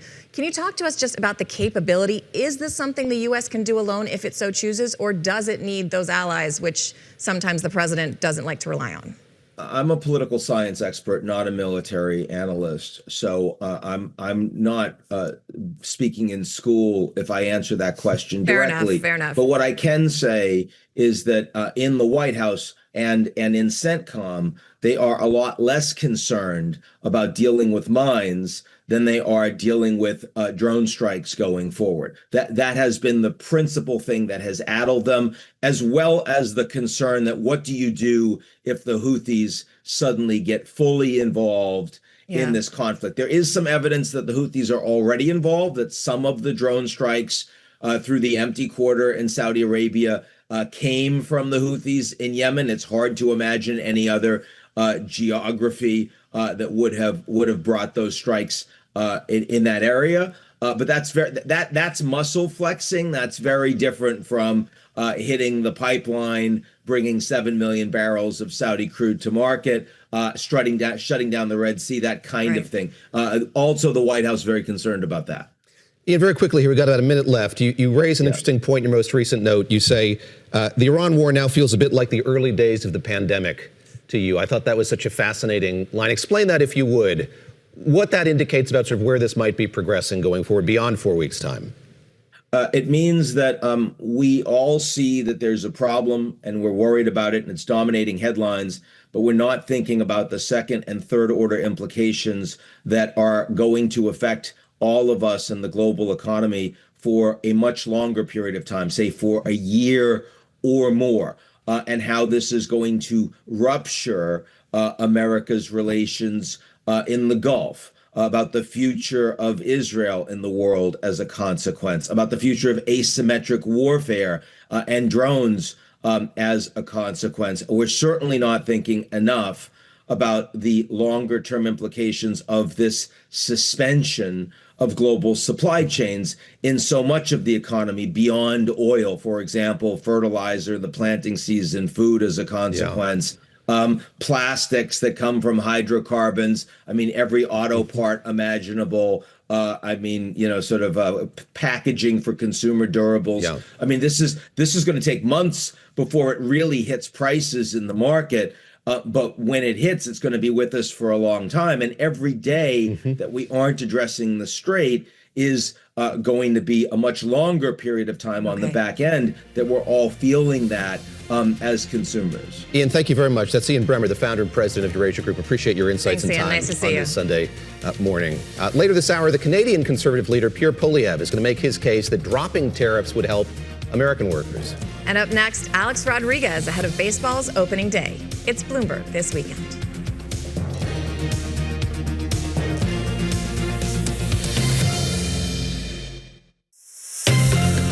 Welcome back to Bloomberg This Weekend. I'm David Gura alongside Christina Ruffini and Lisa Mateo. All right, so Major League Baseball's opening day. You've been waiting for this. Listen, we talked about this in the break. I'm not a sports girly, but I do love going to a baseball game. Right. And Lisa, you sat down with A-Rod to talk baseball and business. Yeah, Alex Rodriguez. So he's going beyond sports. He's also a businessman. So I got the honor. I got to sit down with him over at Bloomberg Invest, talk to him a little bit of a few things about what he looks for an opportunity. Also, when are the Yankees going to win another World Series? Question. And finally, of course, how he got to start in real estate. Look, I was born right here in New York City, 1975, in the shadows of old Yankee Stadium, the house that Babe Ruth built. And I come from humble beginnings. And, we were lifelong renters. And as a young man, I said, boy, if I can ever trade places with a landlord, I will. Because we had to move every 18 months. And that kind of inspired me to one day be on the other side of that trade. And I had an opportunity about 10 years later, in my early 20s, and is when I made my first real estate investment. And it was just a small duplex, and then we sold that for double, and we did it again and again. And now over the last 25 years, we've acquired more than 20,000 keys, multifamily, and it's been a good business. It definitely has. You've looked up to people like Warren Buffett, to Magic Johnson. What's some of the best advice they've given you, or something that sticks out in your head? I think what Warren Buffett has taught me is, stay in your circle of competence, right? Don't be wide and shallow, go narrow and deep. And what are the 2 or 3 things you do really good that you have a competitive advantage? And then when I was playing, he would say 2 things. Be the best baseball player you can be, and be a gentleman, because reputation is everything. There you go. Yeah. Words to remember. So you expanded beyond real estate. Your portfolio has grown so much. What do you look for in an opportunity? Well, the one constant today is change, and things are changing faster than ever. When you look at AI and how it's transforming business, some for the good, some for the bad. But we do 3 things at A-Rod Corp. We do real estate, which is our legacy business. We do sports. We own our 2 franchises in Minnesota, the Timberwolves and the Minnesota Lynx. And then we own part of about 30, 35 companies in which we made investments, most of them minority, some majority. But we look at companies that we have an opportunity to help more than just our capital. Do we have a great passion for it? Do we understand it? And can we actually bring value to the founders? And that's really what we think about it. And obviously we want to buy at the right price and buy really good businesses. Now, you've had so much success, but you've also had some setbacks, and you've been very open about it. Your docuseries, Alex versus A-Rod, incredible series. You really opened up in there. Even maybe there were some business transactions that didn't go quite the way you wanted. How do you handle those setbacks, or what lessons have you learned from them? Well, I think, look, when I just turned 50, right? And when you've been around a while, hindsight's always easier to go back and go, oh, I wish I didn't make that decision or that decision. But I think you have to lead with it. And, my mistakes, whether it's been in baseball or anything else, where I used to be ashamed of it, now I've had a great opportunity to turn the lens inward, do a tremendous amount of work over the last 10 or 15 years, and I lead with it now. And I just lay all the cards on the table. But learning from your mistakes and then being able to play offense in the future, it's worked well for me. Excellent. Yankees opening day around the corner.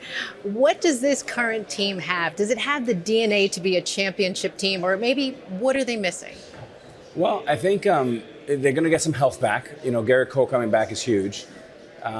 It comes down to a few things. It comes down to great pitching, good defense, situational hitting. Obviously, the Aaron Judge elephant in the room is he's 34, so that window starts closing at some point. So if you're the Yankees and you're the fan base, you want to capitalize on one of the greatest players of our generation to be able to collect a world title. And the key is, as you get to October and right before the playoffs, is I call it the 2 H's. You want to be healthy and you want to be hot. And hopefully they can do that this year. What do you think about robot umpires entering the season this year? What's your take on it? How is it going to change the game? You can make an argument that it can make it better, right? But I'm a big proponent for umpires. I think umpires are, in many ways, they're underpaid, they're underutilized, and underappreciated. I mean, if you think about an umpire or referee in sports, you have 9 players from each team screaming at you. You have both managers. You have 2 catchers that are not happy. You have hitters that are not happy.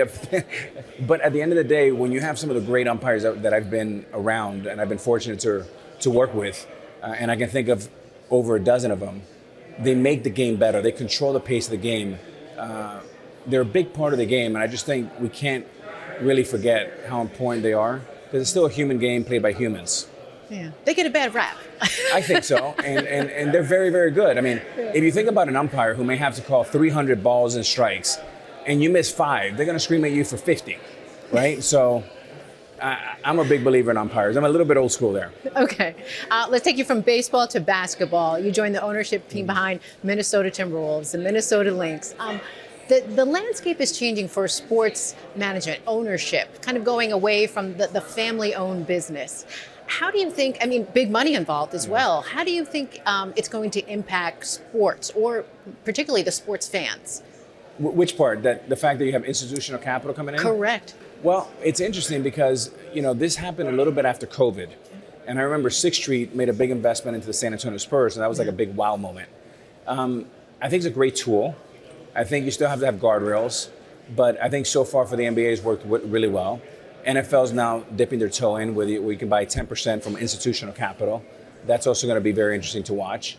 And I think for baseball, where it is right before a big collective bargaining agreement negotiation, it'll be interesting because I do think that right now, I'm a contrarian by nature, is the best time to invest into a baseball team because of all the unanswered questions. It's very fluid right now. People don't know what's going to happen with the CBA. Are you going to strike? Are you not going to strike? There's a lot of moving parts. What happens with regional sports networks? Is Rob Manfred going to try to bundle them, all of them, just like Roger Goodell has in the NFL? And it's worked out beautifully for them. So because there's so many questions, it's a good time to buy at a pretty decent multiple. And there's been a lot going on in Minnesota itself. I mean, you've had the ICE agents on the streets. How do you talk to the team about this? Because obviously they're going through a lot mentally as well through all this. Yeah, it's a very, very sad time in Minnesota for the people there that have to endure so much. The one great thing about sports, it's the time that we can all agree that we can all wear the color blue for the Timberwolves or purple or whatever color we're wearing that night. And it unifies people. We have 20,000 people every night at our game. We have a game tonight. And it's just great when you have 20,000 people cheering for one team, smiling, hugging, not asking political questions, not caring about political issues, but really caring about, can the Timberwolves win tonight? Can Anthony Edwards score 35 points? And I think the Timberwolves and the Lynx have been a uniter and really a great medicine for the people of Minneapolis. And I have to talk about the deal. Jason Kelly, your partner in this. Yeah. What can we expect for the next season? Well, we have some incredible guests, which we're not ready to announce yet. But the first 3 seasons have been really great. Jason Kelly has been a dream partner. He's a great quarterback. I call him Tom Brady. Nice. And we have a lot of fun. We have some incredible guests.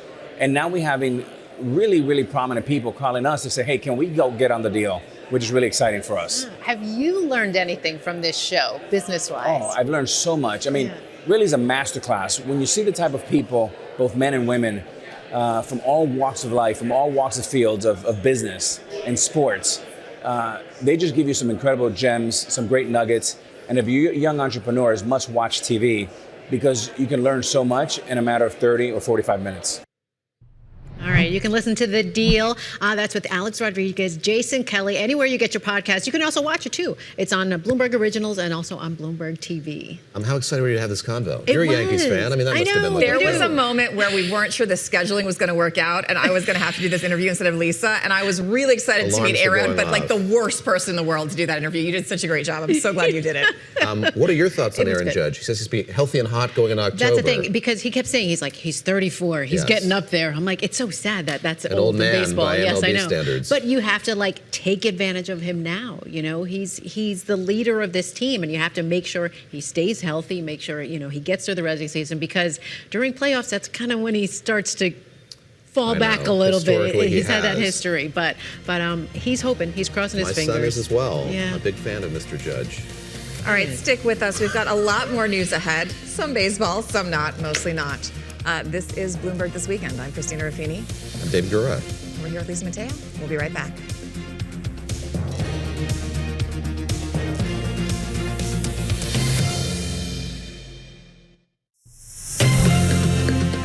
I want to bring you now my conversation with Pierre, Canada's Conservative Party leader. Who's the audience for the speeches that you've been giving on this trip? Is it members of the administration, Americans broadly? Who are you hoping to convey that message to?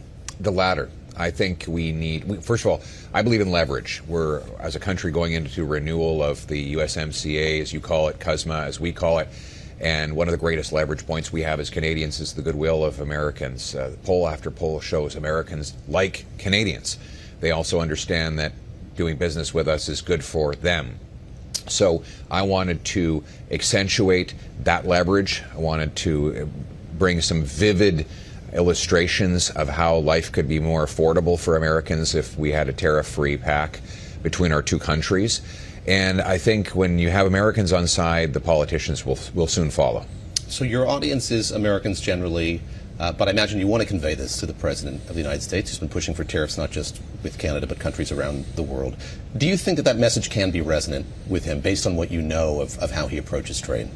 Yes, because what the president really wants is to repatriate production and jobs to America.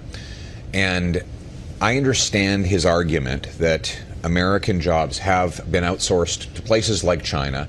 There are literally cases of American factories closing so that Chinese factories can open. That doesn't happen with Canada. Our role in the American economy is to supply the goods for production. 70% of what we sell you is not for final consumption, but it goes into your production supply chain. So I'll give you an example. We sell about $100 billion of oil at huge price discounts, by the way. $100 billion, which you turn into $350 billion of final sales. So that means that the refinery worker in Baytown, Texas, is taking heavy crude from Canada and converting it into asphalt and jet fuel and other things like that, earning six-figure jobs. These are like the blue-collar, hardworking American people who the president wants to have bigger paychecks. Well, buying more Canadian goods will allow that. Buying more Canadian lumber will allow your youth to afford homes and your carpenters to swing more hammers. Buying more Canadian aluminum will allow your automakers to produce more F-Series Ford pickup trucks at lower prices to your consumers. So if the president's objective is more American-based production, importing the materials for that production from a reliable neighbor at good prices is part of that plan. I want to have you draw a contrast between your view of Canada and the world and the Prime Minister's view of Canada and the world vis-a-vis the United States. So Prime Minister Carney went to Davos, delivered this speech, talked about a rupture, really an irreparable rupture, that Canada needed to move on because things had changed. Your outlook is markedly different from that. Spell that out for me. So my outlook is that the United States is and American capitalism is the greatest economic force the world has ever seen. That's not my opinion. That's not an ideological point of view. That's just a mathematical fact. U.S. GDP far outstrips any other competitor. You have the biggest military the world has ever seen, and you're right next door. We sell twice as much to America as to the rest of the world combined. We sell 20 times more to America than we sell to China. Our interests are intertwined with the United States of America.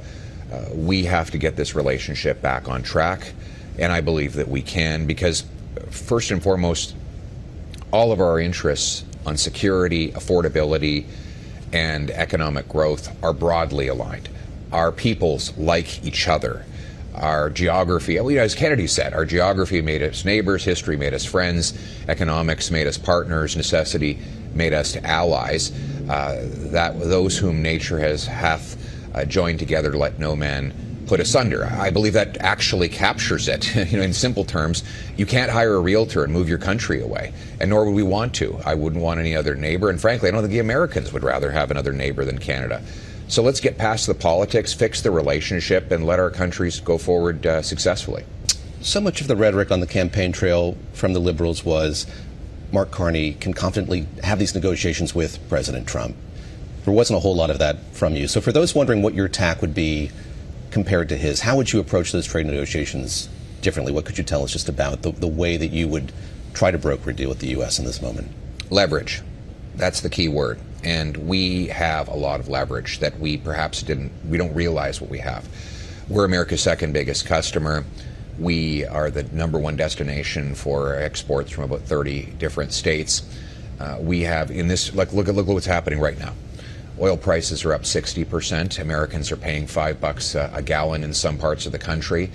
We are the single biggest seller of oil to the United States of America. We sell 10 times more oil than your next biggest supplier, Mexico. And we have the ability to produce an extra 2 million barrels, which would be about 10% of your daily consumption, 2 million barrels a day. We can actually supply you with affordable energy. If you're that American guy who's at the pump today and you're overpaying, Canada could be part of the solution to that. And then you've got minerals. We've got 10 of the NATO-defined defense minerals that are necessary for modern warfare, whether it's cobalt for the alloys that go into jet engines, or it's germanium for night vision technology, or we've got aluminum, which you need for armored vehicles and aircraft. The list goes on. We should build up a massive strategic reserve of that and avail it to those allies that sign on to us in free trade agreements. The Americans would obviously be on our side, I would presume, in a future conflict. And in that case, if we have built up a massive reserve of both energy and minerals, and we've signed on to an agreement that allows preferred access to that, then Americans would benefit. Now, to get that, what do we want in return? Tariff-free trade. We want the tariffs gone on our aluminum, steel, autos, lumber. So simply put, build up leverage using our strengths, use that leverage to get tariff-free trade. It's 9 a.m. in New York. The next hour of Bloomberg This Weekend starts right now.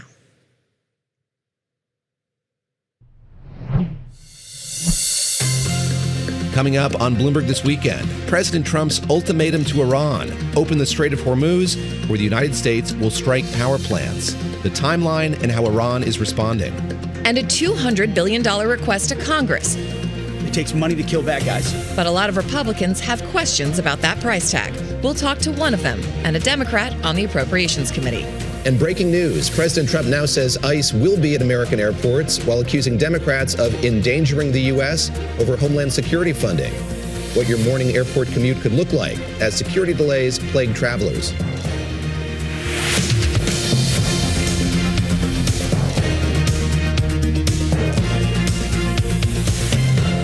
Welcome to Bloomberg This Weekend, live from our headquarters in New York. I'm David Gura. I'm Christina Ruffini. We've got some newsmakers coming your way this hour, as well as a political panel with a lot of folks here in studio, which will be nice for a big chat to wrap it all up at the end of your day. But first, we want to get right to it with Lisa with the headlines.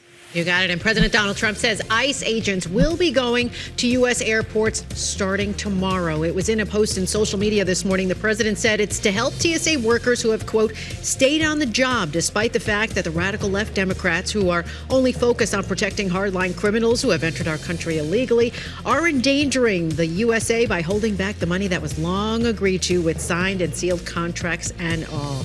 Now this all comes. TSA TSA workers. They've been out without pay for 5 weeks. That's due to the partial government shutdown, pushing some to call in sick. That's led to those long delays. Major airports during the busy spring break season. Lawmakers have been battling it out over the weekend. Now, aside from the TSA, President Trump also busy posting about the war in Iran, giving Tehran a 2-day deadline to reopen the Strait of Hormuz or have its power plants bombed. It was a post on social media yesterday, 7:44 p.m. Eastern time. He said Iran has 48 hours to fully open the waterway without threat. If not, he said the U.S. would, quote, hit and obliterate their various power plants, starting with the biggest one first. Now, Iranian media reports Tehran will strike U.S. infrastructure in the region if its plants are hit. The conflict has resulted in over 4,000 deaths, a surge in oil and natural gas prices. More than 150 people were injured in Israel Saturday by multiple Iranian strikes on the country's south, and that's as Tehran retaliated for an attack on its own nuclear facility. Israeli Defense Minister Israel Katz said the joint campaign would intensify significantly a day after Tehran launched ballistic missiles at the U.S.-UK military base in Diego Garcia. And former FBI Director and Special Counsel Robert Mueller has died at the age of 81. Mueller oversaw the landmark investigation into alleged ties between the Russian government and President Trump's 2016 campaign. The president, posting on social media just minutes after the passing was announced, he said, quote, Robert Mueller just died. Good. I'm glad he's dead. He can no longer hurt innocent people. Of course, David and Christina, the president's response drawing criticism not only from Democrats, but Republicans as well. Lisa, thank you very much. Always challenging to be a parent, challenging to explain something like that to kids, as I had to yesterday. They've been here before, though, with comments like that one before. Anyways, I mean, the other thing people forget about Mueller, because we're so familiar with him for the Russia investigation, is he did also kind of reinvent the FBI after 9/11. He made it more possible for them to coordinate with the CIA to confront domestic threats. Somebody with a long career both in public service and the private sector. Again, he passed away yesterday. All right, the U.S. Congress is holding a rare weekend session as they continue to negotiate a funding package for DHS, as TSA goes into their 5th week without pay. Trump has taken to social media saying that ICE will be at American airports while accusing Democrats of endangering the U.S. over Homeland Security funding. Joining us now is Maryland Congressman Glenn Ivey. He's a member of the House Appropriations and Ethics Committees. Congressman Ivey, thank you very much for being here. And let's start with the goings-on Capitol Hill this weekend. We're looking for any signs of progress here as we've seen this standoff between Republicans and Democrats on this funding issue. Do you see any signs of movement here, any progress, as we have the president indicating that ICE is going to be at American airports on Monday morning? Yeah, I'm not sure that threat is helpful for a couple of reasons. One is that ICE isn't trained to do it. But two, I think we've got the possibility of actually paying TSA, getting a bill passed that would fix that issue and put the funding forward there. There's two options. The Democrats have offered an option. If we can't work something out with respect to ICE, let's just pass a bill that pays everybody else. And I've also seen the Republicans put on the table some agreement potentially to some of the demands that Democrats have made with respect to reforming ICE, although they left off the judicial warrants part. The one thing that the Constitution actually requires, they didn't have in the version that I saw. But I think there's a chance to fix this. Sending ICE to the airports, if he wants to do it, fine. If he doesn't, fine. I think the biggest way to fix this, though, is just to pass the legislation to pay them. Is there any fear, during the last shutdown, Democrats stood on principle and basically lost. I mean, had to give in, or some members of the party gave in, and then it was seen as a political loss. Is there any concern that history might repeat itself here, especially as if the situation at airports get worse and the American public really starts to make noise about how this is impacting their daily lives? Well, first of all, let me disagree that it was a loss. I didn't agree with my Senate colleagues who agreed to move forward without getting the actual adjustment for the ACA tax credits. But I think Democrats in the House certainly made the point, and Americans who had their premiums double and triple or quadruple fully understand now that it's totally on the Republicans. Trump and Republicans in Congress refuse to do any kind of extension, even a short-term one, try and figure out a way to keep their premiums from jumping. Those Americans, and there's millions of them, are paying the price for that now. With respect to the ICE issue, I think it's kind of the same thing. ICE had been solidified in the public mind as a major problem with respect to the Trump administration. They wanted the border closed down, but they didn't want people getting shot in the face and, killed for exercising their First Amendment rights. And They didn't like people getting dragged out of their cars and windshields shattered and teacher aides and gardeners and waitresses getting arrested. They didn't want any of that stuff. And I think we saw that in Minnesota. So I think at the end of the day, we were going to make sure we hold on and get as many of these issues addressed with respect to ICE, because they're out of control and people are dying they died on the streets, and they're dying in custody in some ways because ICE is not trained to do what they're doing right now, and it shows. Let's shift our focus here to the war, the ongoing war in the Middle East. And we've seen the Pentagon indicate that they're going to request $200 billion for this war. That number could shift a little bit, but still an extraordinary amount of money, about a third of the Pentagon's budget, the equivalent of that. I'm curious what your appetite is for a request like that, how you think that's going to go down on Capitol Hill. I did note that Senator John Kennedy noted he would not go along with that without some more hearings on strategy in the course of this war. How is this resonating around the other House of Congress, around the House of Representatives? I mean, I've got zero appetite for that. $200 billion, and the fact that he's got Marines heading over there right now strongly suggests he's looking at putting boots on the ground. And instead of trying to wrap this up quickly, is looking at the long-term type of quagmire that I think we all want to avoid. So I have zero interest in that. And $200 billion, you're right, that's a whole lot of money, and could have funded, for example, the ACA tax credit extension we were just talking about a moment ago, and some of the other major issues with respect to SNAP benefits and the like. So I think it's way off track. I think it's a number that doesn't make any sense, especially given some of the stated goals. They haven't actually landed on what the mission is. And I think they need to come back to Congress if they really want to have an extended war. Let's have the War Powers Act debate, and let's have a real one this time and have an actual vote to see if the American people really have an appetite for that. So far, they don't. And they've made no effort, Trump administration's made no effort to persuade the American people. And that's showing. And as the gas prices get higher, the American people are going to get even less appetite for this. Congressman, I want to ask you about war powers, because even if Republicans and Democrats agree that they didn't want the president to go forward anymore with this military mission, realistically, is there anything Congress can do to stop the president if he wants to launch a war in Iran or Cuba or anywhere else he decides?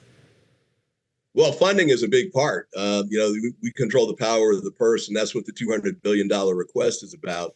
And public opinion is another big piece, too. I think he's really swimming upstream on this one from a public opinion standpoint.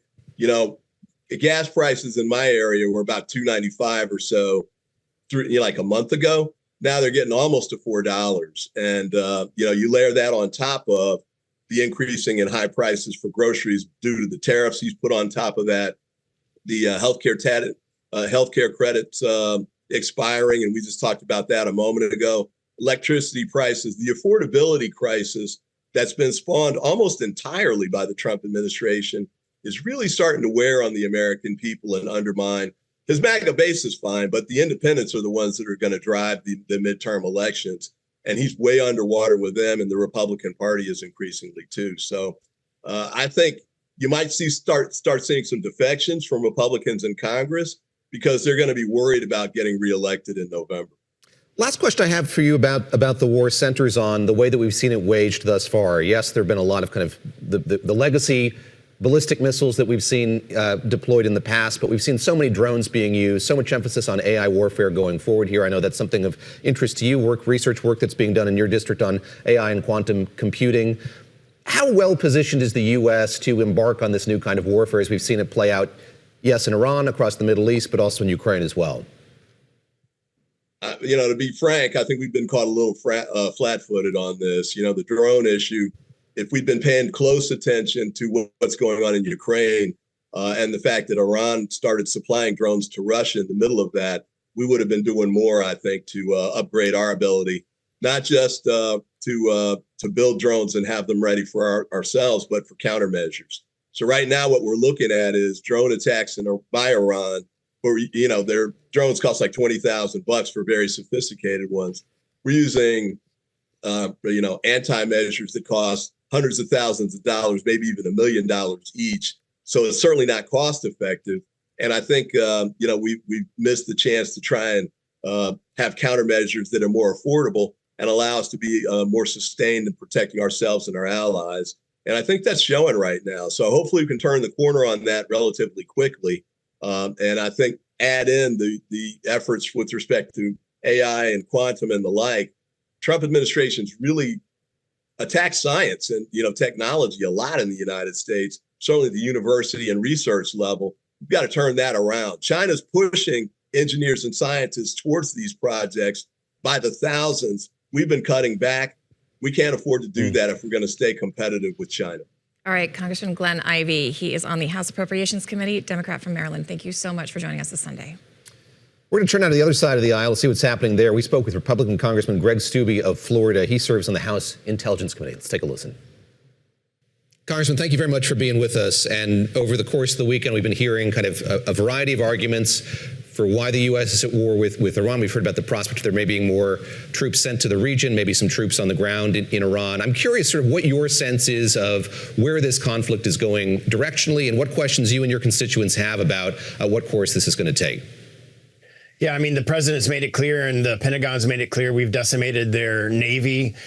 We continue to take out their ballistic missile sites. There was a launch last night.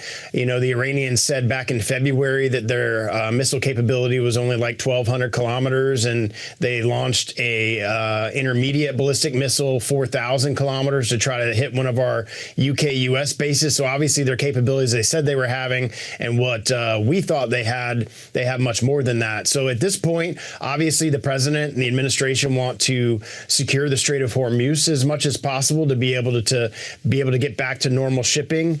He's sent A-10 Warthogs. He's sent Apaches. I think those ground troops that they're moving to the region, although not on the ground there, are there to secure the strait. That obviously is a focus now because you're seeing oil prices and energy prices increase because the tankers aren't able to get through that strait. But the president has said the U.S. doesn't use the strait. We don't need it. So should the U.S. try to secure that strait? Well, I think it's like a 20% of oil that goes through that comes to the United States. It's 80% of the world's oil that goes through there. So obviously, even though we can produce at home, that obviously impacts overall global oil rates and oil rates right here at home. We're seeing the price at the pump increase all across the country. So I think they want to get that back to normal. There's also a number of fertilizer that goes through there. Potash comes through that region, and there's a lot of fertilizer. So you're seeing impacts in the agricultural sector as well. So the president, and I think the administration wants, rightly so, to secure that as much as possible. I think the Japanese yesterday, when the prime minister was in town, agreed to help assist in securing that. I think once that happens, I think you'll see the economy kind of level back out once that there's able to move traffic through the strait. You served in Iraq. You're an Army JAG. I'm curious what your experience in that conflict does to inform your sense of how this one is unfolding. Of course, there was a lot of complaint and concern about how that was lengthened and how there were so many different rationales delivered for it. How are you thinking about this conflict in the context of that one in which you served? Well, I'm relieved in the fact that the administration and Hegseth and the president have been very clear that we're going in, accomplishing a mission, and we're getting out. We're going to take out their ballistic missile capability. We're going to take out their nuclear capability. And we had the intel hearing this week where I think they kind of got into some of that in the open hearing where the public was able to hear some of that. So I'm very positive about the fact that we're going to go in, accomplish the objective and the mission, and get out, and we're not going to be there for an extended period of time. We haven't put boots on the ground there like we did in Iraq in the early time in the surge. I served there from 06 to 07, which was one of the more violent times to be there. I don't want to see our troops on the ground in the country. I think having troops in the region to be able to secure the strait, I think, is very important. But we've already shown very quickly that we can go in with both air power and naval power and destroy the things that we need to destroy without putting boots on the ground. I want to follow up on that because the president, there have been reporting the president is considering or has asked for plans to possibly take Karg Island. That may or may not require boots on the ground. If the president wanted to do that and it required a U.S. military presence on that island, would you support that? Yeah, that island is pretty strategic because it's right there by the strait, and the Iranians have a number of different assets there that allows them to put mines and those boats they use. So I could see a limited deployment just to that island to ensure that the Iranians can't continue to use that to harbor and harm the shipping through the strait. I think that would be a smart move if that was something that we did in a limited capacity. I think, again, we have the ability through our air power and our naval power to be able to push back on a lot of the capabilities that the Iranians have. I think we've destroyed a number of their ballistic missile capabilities. They still have more, which is why you're still seeing strategic targets. But I think a small, limited incursion to that island to ensure that the traffic through the Strait of Hormuz, I think is a good approach, a limited approach, where we're ensuring that the international traffic that's going through there is secure as it's traveling through. But as David mentioned, limited actions in the Middle East, especially when it comes to the U.S. trying to do limited actions in the Middle East, often drag on for years and sometimes decades. Is that not a concern? I mean, I don't have that concern. You saw what happened in Venezuela. We went in, we got Maduro, and we got out, and we don't have assets there. And you're seeing a very positive improvement there in the country of Venezuela and the relationships that we've had. We had the Interior Secretary not too long ago. The Venezuelans are openly now selling their oil to us. It's a much different political and economic environment there than it was when Maduro was there. And there was a large group of people from the media that were saying we would be there forever and we would have troops on the ground. And none of that has happened. So I trust the president. I trust what's happening at the Pentagon and Hegseth to make this a limited campaign to go in and strike the strategic things that we need to strike, and then pull out and allow whatever is going to happen with the people of Iran to happen, whether it's a democracy or a republic that comes there after the leadership is taken out and they have the opportunity to have democracy there. In the time we have left, I'd love to ask you about those hearings that were on Capitol Hill over the course of last week with DNI Gabbard and CIA Director John Ratcliffe, and a kind of thread through both of them was this issue of how imminent was the threat from Iran. Curious for your thoughts on that, but more so, there were some testy exchanges surrounding what DNI Gabbard said about who gets to make the determination of what is an imminent threat, and she said that's the president's purview. That's something that he can do, and I think there are a lot of former intel folks who said, look, that's dismissing the work of a rather large intelligence community. How did you read what she had to say? Is that something that raised any concerns for you? Well, it didn't, and she's right. I mean, at the end of the day, the president is the commander-in-chief of the military and has the ability to determine whether we need to be defended or need to go kinetic and be aggressive to protect the homeland and protect our bases in the region, and that's a decision that the president ultimately gets to make. I think there was a lot of discussion in the hearing about this immediacy and how we kind of define that. There were a lot more of that discussion in the closed-door hearing that was classified in nature, and you heard several of them say when that question came up that there's more information that can be provided in a classified setting. Obviously, I can't go into that here, but I think we're seeing the ramifications of that just last night. People were saying that the Iranians themselves in February were saying that they didn't have any missiles that went over 1,000 kilometers, and they launched one last night, 4,000 kilometers, and thankfully it didn't hit our base. So obviously they have a lot more capabilities that, one, they have said, and two, that a lot of people in the world thought that they had the capabilities to do. Obviously, the president has all of that intelligence in real time and is able to make a determination based off a threat that he sees to our bases in the region and to our allies in the region. Congressman, quickly before we let you go, Congress is bracing for a Pentagon request that could be as much as $200 billion to help fund this war. Any concerns about spiraling costs? Do you think that's going to pass? And do you and your colleagues support that? For me, it's going to need to be offset by cuts in other places. We're $39 trillion in debt. We can't continue to keep spending and not go after the debt and the deficit spending. So for me, it's going to have to be offset some way, somehow. I think that there's a lot of conservative members like myself that are in a similar circumstance. There are some members, and I've heard the reporting yesterday where there's a couple of members that said they're absolutely not going to support that. So you're going to have a challenge on the floor because we have a 2-vote majority right now. Thomas Massey's going to be a no. If one more Republican is a no, then it's not going to go. If they try to do a rule on it, which I assume they would, and those members vote against the rule, we're not even going to get to a vote. I don't think you have 2/3 majority to be able to pass it. I don't believe, and I don't know this, but I wouldn't assume that the Democrats are going to support $200 billion for the Iranian war. Maybe there's a handful of them that would, but even if there's a handful of them, that's not going to get you over that 2/3 threshold. So that is going to be a challenge, getting something like that through the House, just by virtue of the fact that if you have 2 members on the Republican side that are down down on the rule, you're not passing a rule. And I don't believe, as we sit here today, that the Democrats would support a 2/3 suspension bill on something like that. Congressman, thank you so much for joining us. It's been lovely to talk to you and also look at that sunny backdrop behind you. We're a little bit jealous here in cold New York. Yeah, come and join the rest of New Yorkers and everybody else in the great state of Florida.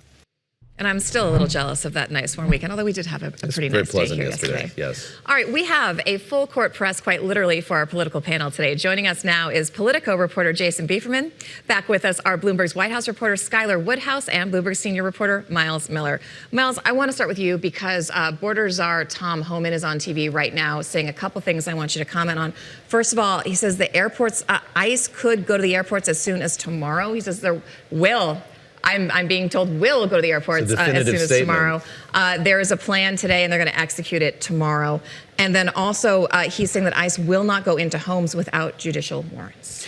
You know, that will solve one of the issues that we had heard from Democrats, right? Democrats want judicial warrants in order for ICE to go into homes. That does not solve the issue of identification on ICE officers. It does not solve the issue of also wanting ICE officers and agents to not be in mass. So it's one piece of the two other things that Democrats need to get this bill done.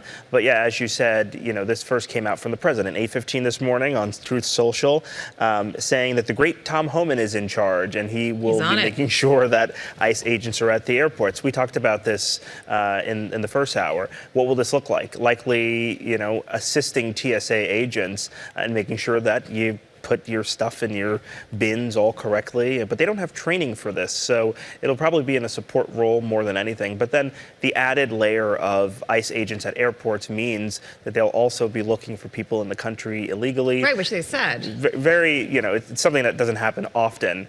And so it'll be interesting to see how this all comes together. Skylar, pick up on what Miles was talking about there. That is the president's reliance on Tom Homan. We saw that in Minnesota as well. And I'm curious sort of your reaction to that, him being deployed in this circumstance as well, but also just the president's engagement with this story. So it's been a standoff that's taken more than a month now between Republicans and Democrats.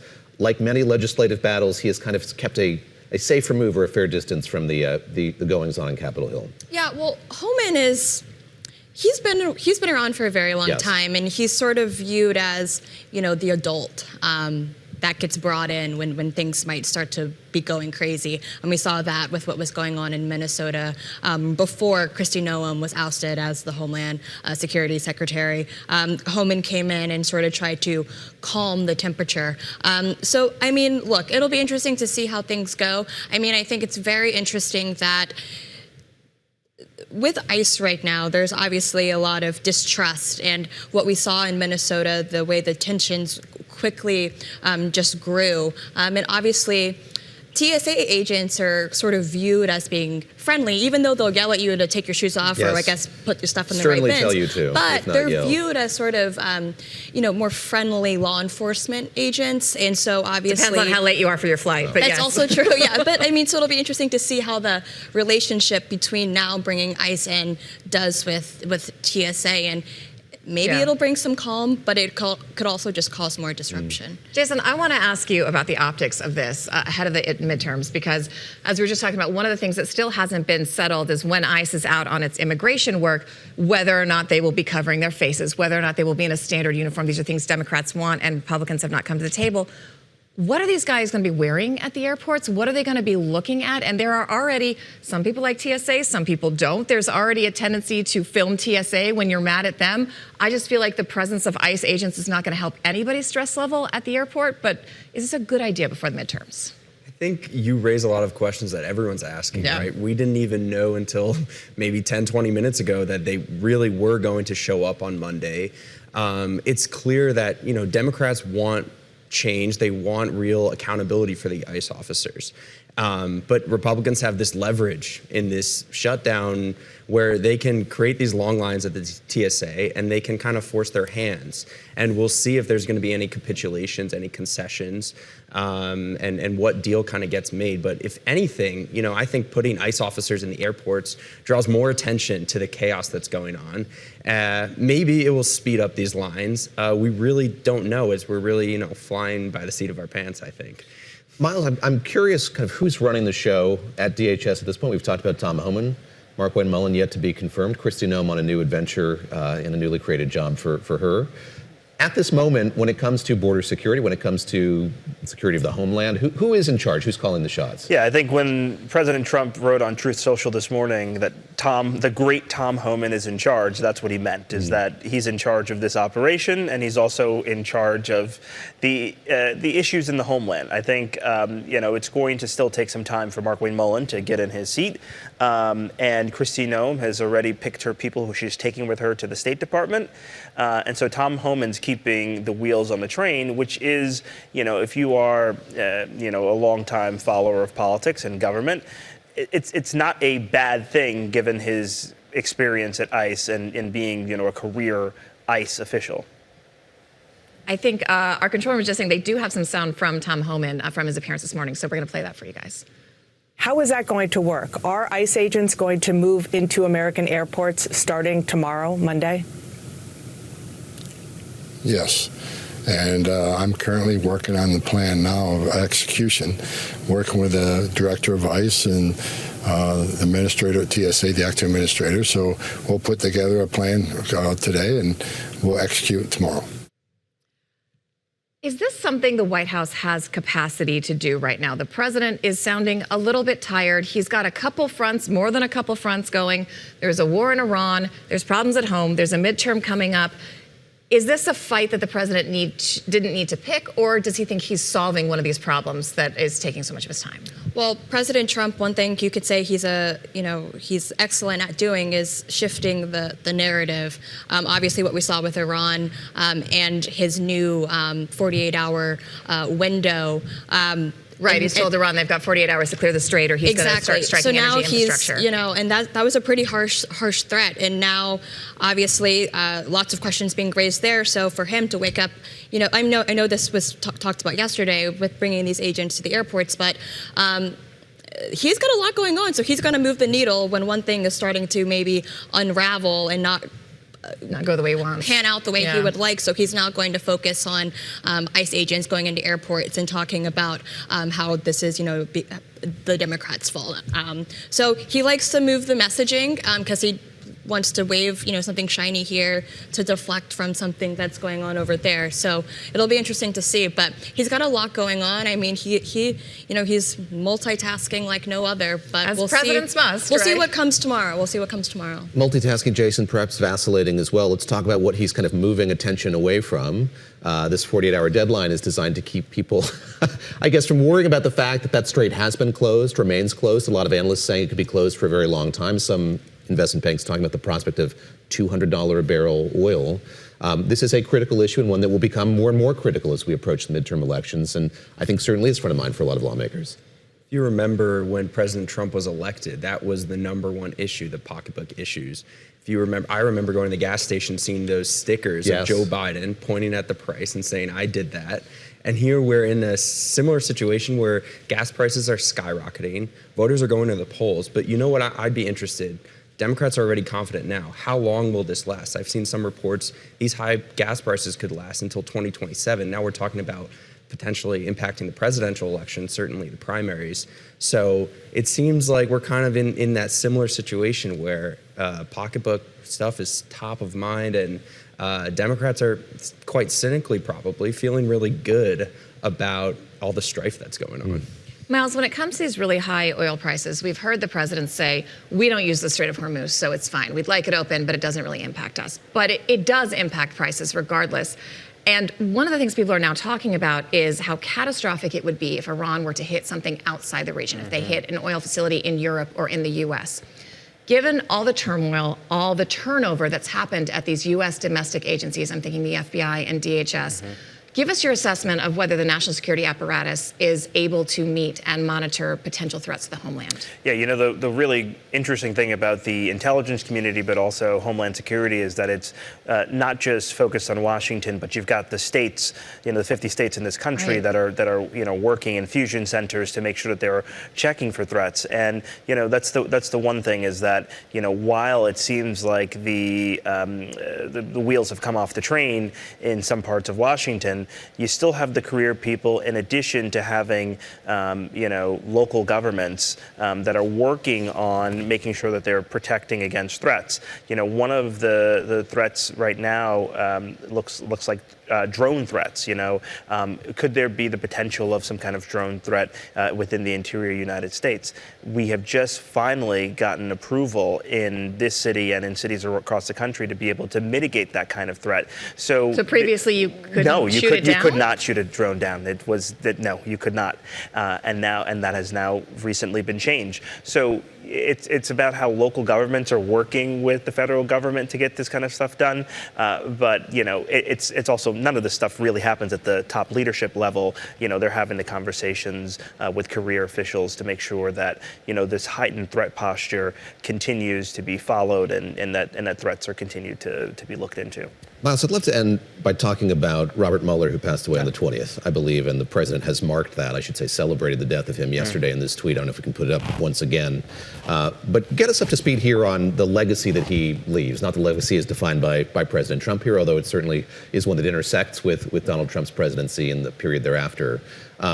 He, as Christina pointed out a while ago, hugely instrumental in reforming the Federal Bureau of Investigation after 9/11. Talk a bit about the work that he did over the years leading up to, of course, the Russia investigation. You think about what happened on 9/11 and, the steps that this country took to increase their threat posture after 9/11. You started to learn about threat levels in the country. You started to learn about lone wolf terror and homegrown terror. And all of that is directly attributed to the way that he rebuilt the agency. There were FBI agents who were killed on 9/11. If you remember, the Secret Service's office was in the World Trade Center. What happened there was a good amount of intelligence was lost during that attack, but so much was learned. We started to learn about the FBI most wanted list. We started to learn about the inner workings of Al-Qaeda, putting officers and agents around the country. That is his legacy. Of course, brought back as special counsel, but for good reason, because of the years of training and experience, but also the leaders that he was able to shape in the department moving forward. That's a legacy that is huge in the FBI, and to see those words yesterday, definitely, talking with agents and hearing from the FBI Agents Association, everybody was shocked and alarmed by what they saw. Miles, thank you very much. That's Miles Miller. He's a senior reporter here at Bloomberg, covers law enforcement, Department of Homeland Security for us out of New York. Jason Beeferman of Politico joining us here on set in New York, and Skylar Woodhouse, who covers the White House for us at Bloomberg News up here in New York this weekend. Thank you very much. And joined us all weekend. Yes, thanks, Skylar. We know you were here for fun, but we had fun having you on yes. set. So thank you so much.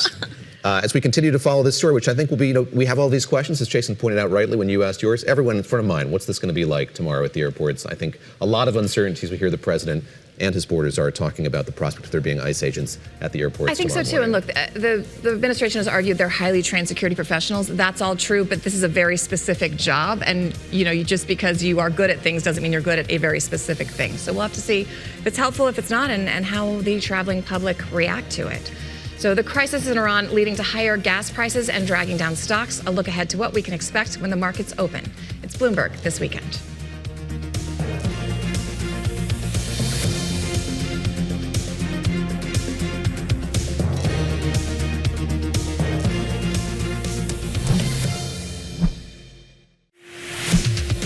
Welcome back to Bloomberg This Weekend. I'm Lisa Mateo. Let's get you up to date with some of the top stories. And a top senior Cuban official is saying that the country is preparing for a possible military assault. Now, this person, Deputy Foreign Minister Carlos Fernandez de Casio, he tells Meet the Press that Cuba's military is ready for that possibility of military aggression, but he does hope it does not happen. This all coming, of course, as President Trump increases that economic pressure on the government in Havana, also suggesting it could be the next U.S. target after Venezuela and Iran. From that, we take you to Elon Musk. He's also in the headlines this morning. His project to manufacture chips will be built in Austin and run by Tesla and SpaceX. That's what he's posting about this morning, the TerraFab project.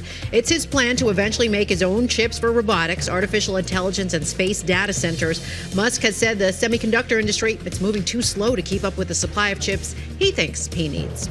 And we were through the first round of the NCAA tournament. 8 teams booked a spot in the Sweet 16 on Saturday, including 4 from the Big Ten. One of the upsets, that was Texas, beating Gonzaga 74-68. 2 number 1 seeds move on to the next round. You have Michigan beating St. Louis 95-72, and Duke topping TCU 81-58. Christina, we shed a tear for you. I thought they had it for a minute. They were up like for a little bit, and then it the just horned toads. Yeah. Excuse me. It is a horned frog. You go like this. Yes. This is the mascot. I knew you guys would give me a hard time about this. So you watched. I definitely watched the game. I especially enjoyed when Cameron Boozer exploded for 17 points, leading Duke to the Sweet 16. For our radio listeners, I am definitely not reading that off a sheet of paper. Your mascot was really incredible looking. It's a big It's thing. like out of a sci-fi movie. Yeah, it's like a souped up frog that stands on its hind legs, but the auditions for that are intense. I believe like it. you have to do flips, you have to do all this stuff, and then they don't reveal who it is until like the end of the year. And it was you, wasn't it? It was not It was me. Oh, sorry. Are you kidding me? I had a double major, 2 jobs in no time. It was not me. It was not me. That TCU update brought to you by, I don't know. All Our right. chief TCU correspondent. That's what I'm here for Yes. on a Sunday. The Bob Schieffer chair. We can call it. 100%. All right. U.S. equities coming off their 4th straight week of declines. I saw the S&P 500 has been down 5.5% since the start of the conflict in the Middle East. Here now, we've got Stuart Paul. He's Bloomberg Economics U.S. and Canada economist. All right, as we look ahead of markets opening on Monday, what are you expecting? What should we be on the lookout for? What are you worried about? Well, a lot of uncertainty, a lot of escalating rhetoric, especially talking about putting boots on the ground or any sort of additional military action to take Karg Island. Any sort of escalation in the near term is obviously posing downside risk for equity markets and upside for rates. And when it comes to the economic consequences of this escalating military conflict in the Middle East, the numbers are pretty clear. It should end up ultimately shaving about 1 percentage point off the annualized pace of household spending growth and materially denting GDP growth. From the Fed's perspective, they're mostly reading through it for now. Stuart, help us understand the difficulty of forecasting in this environment. We heard from the Federal Reserve Chair, Jerome Powell, some rhetoric about trying to look through this massive geopolitical event. I think more astonishing still was him acknowledging they're not prepared to do anything with this until they kind of get inflation down more broadly. As you look at what's transpired, as you think about that duration variable, how do you game out anything in this environment, in this scenario? It's tricky. So the first thing to do is really to start at the most basic level, from my perspective, which is really the household level. And what we've seen so far is about a 32% increase in gasoline prices. And so what does that mean for everyday consumers?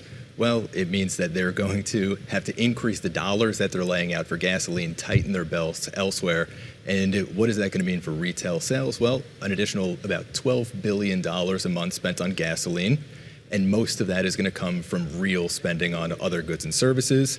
And so what does that end up doing? It shaves about 0.7 percentage points off of monthly retail spending in real terms. And again, it's going to end up denting real consumer spending growth when it goes into GDP. When we think about what that then means for policy making, there are the 2 elements here. The mechanical increase in gasoline prices as a consequence of higher global energy prices, and then there's the downside growth risk that we should see materializing through time. The Fed is very much so focused on just sort of keeping their foot on the brake, not cutting even despite any sort of softness in the labor market or despite any sort of downside growth risk. They're basically just signaling a dedication to the 2% inflation target despite, again, that mechanical increase in inflation because of higher global energy prices. We're talking about consumer confidence, but there's also investor confidence, producer confidence, and the confidence of these companies to put this material back on the water. We heard the Israeli defense minister today say we're about halfway through this conflict. That could be 2 to 4 more weeks. This is not an on-off switch. That's 2 to 4 more weeks until people could even think about business as normal. What is the actual tail end timeline likely to be? And do you see business as normal in the next 6 months even, as people are likely concerned to invest in this region? Well, so it seems as though the business as usual that we should be banking on is really investment in IT, semiconductor manufacturing, and onshoring of certain production separate and apart from bringing additional energy infrastructure online. For the U.S. economy and for the U.S. growth outlook, the investment capacity that folks are hoping will drive growth throughout 2026 and 2027 should mostly be untainted by any sort of... Isn't energy such a huge part of the AI conversation?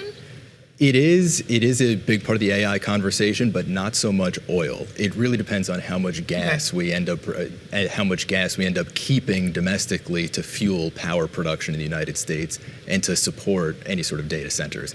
But the additional investment that we're expecting to drive growth throughout 26 and 27 should continue mostly apace if we see any sort of peaking of the escalation of the war and an ultimate wind down over even just 4 to 6 months. That investment should continue pace. If we see it much beyond that, then real consumer belt tightening will start bleeding through the investment outlook, and we'll really start seeing the growth outlook deteriorating. I want to kind of linger on this locus of the soft data, the sentiment data, and the hard data. And Ben Castleman in the New York Times wrote this great piece about how we've seen this economy behave so resiliently over these last few years. We heard the Fed chair talk about that in the press conference as well. But what Ben pointed out, and I think is so interesting, is that kind of belies what we're seeing at the consumer level. There's a lot of frustration with this economy. There's a lot of fear about where things are headed. What do you make of that disconnect, and what does it tell you kind of notionally about the trajectory of the economy when you have that kind of disconnect? What matters most to me are the aggregates. I don't worry so much about soft data like sentiment, because ultimately what matters for companies is seeing growing revenues. What matters for companies are their margins, and what matters for policymakers are the economic aggregates like inflation, GDP growth, and the unemployment level, separate and apart from what people feel when they respond to surveys. I don't want to downplay the political consequences, for example, of negative sentiment as a consequence of higher energy prices and folks feeling as though they're stretched. There are certainly political consequences that will feed into economic conditions down the road. But what matters most for me, what will matter most for investors, are going to be those hard data. We've talked a lot about interest rates. The market is now kind of expecting no movement there, no rate cuts. But we heard from Jerome Powell yesterday at an event. We want to play you that sound. Independence and integrity are inseparable. We need independence to do what is right. We need integrity to use that independence wisely. Ultimately, each of us will want to look back at the arc of our lives and know that what we did was the right thing. Powell's term ends in May. There is still an appeal for this investigation. Even other Republicans are trying to encourage the administration, for the sake of the markets, to just let it go, move on, have some continuity. What's your take on where all this goes and how the markets are going to react? I think markets have been way underestimating the probability that this investigation remains ongoing. Really? It's very difficult for the DOJ to back down from this without revealing what markets know to be true, that this is mostly intended to put political pressure on the Fed to sway policy. For the DOJ to back down would just reveal that truth, so it's a difficult thing to acknowledge. In that case, we just have more of the status quo, which is Chairman Powell staying in his role as both FOMC chair and chair pro tem of the Board of Governors of the Federal Reserve. And I could see that lasting through the end of the year, frankly. And I think that most people are completely ignoring that possibility. Stuart, great to have you with us. Thank you for coming in. That's Stuart Paul, a U.S. and Canada economist at Bloomberg Economics. And Christina, picking up on your point, I mean, I think that this has been fascinating to watch. We had the Fed chair addressing this issue of how long he'll stay in the position. Seemingly will have to here if there isn't a successor confirmed. But then, of course, chairing the FOMC, being a Board of Governors member going forward, still some outstanding questions. We've talked a lot about this administration's competing priorities and policies. I think this is another good example of what they want and how they're pursuing it, and whether or not those two things are running into each other. All right, coming up, what can Charles Dickens and Emily Bronte teach us about the AI revolution? I'm intrigued. Yes, I said that correctly. That's next on Bloomberg This Weekend.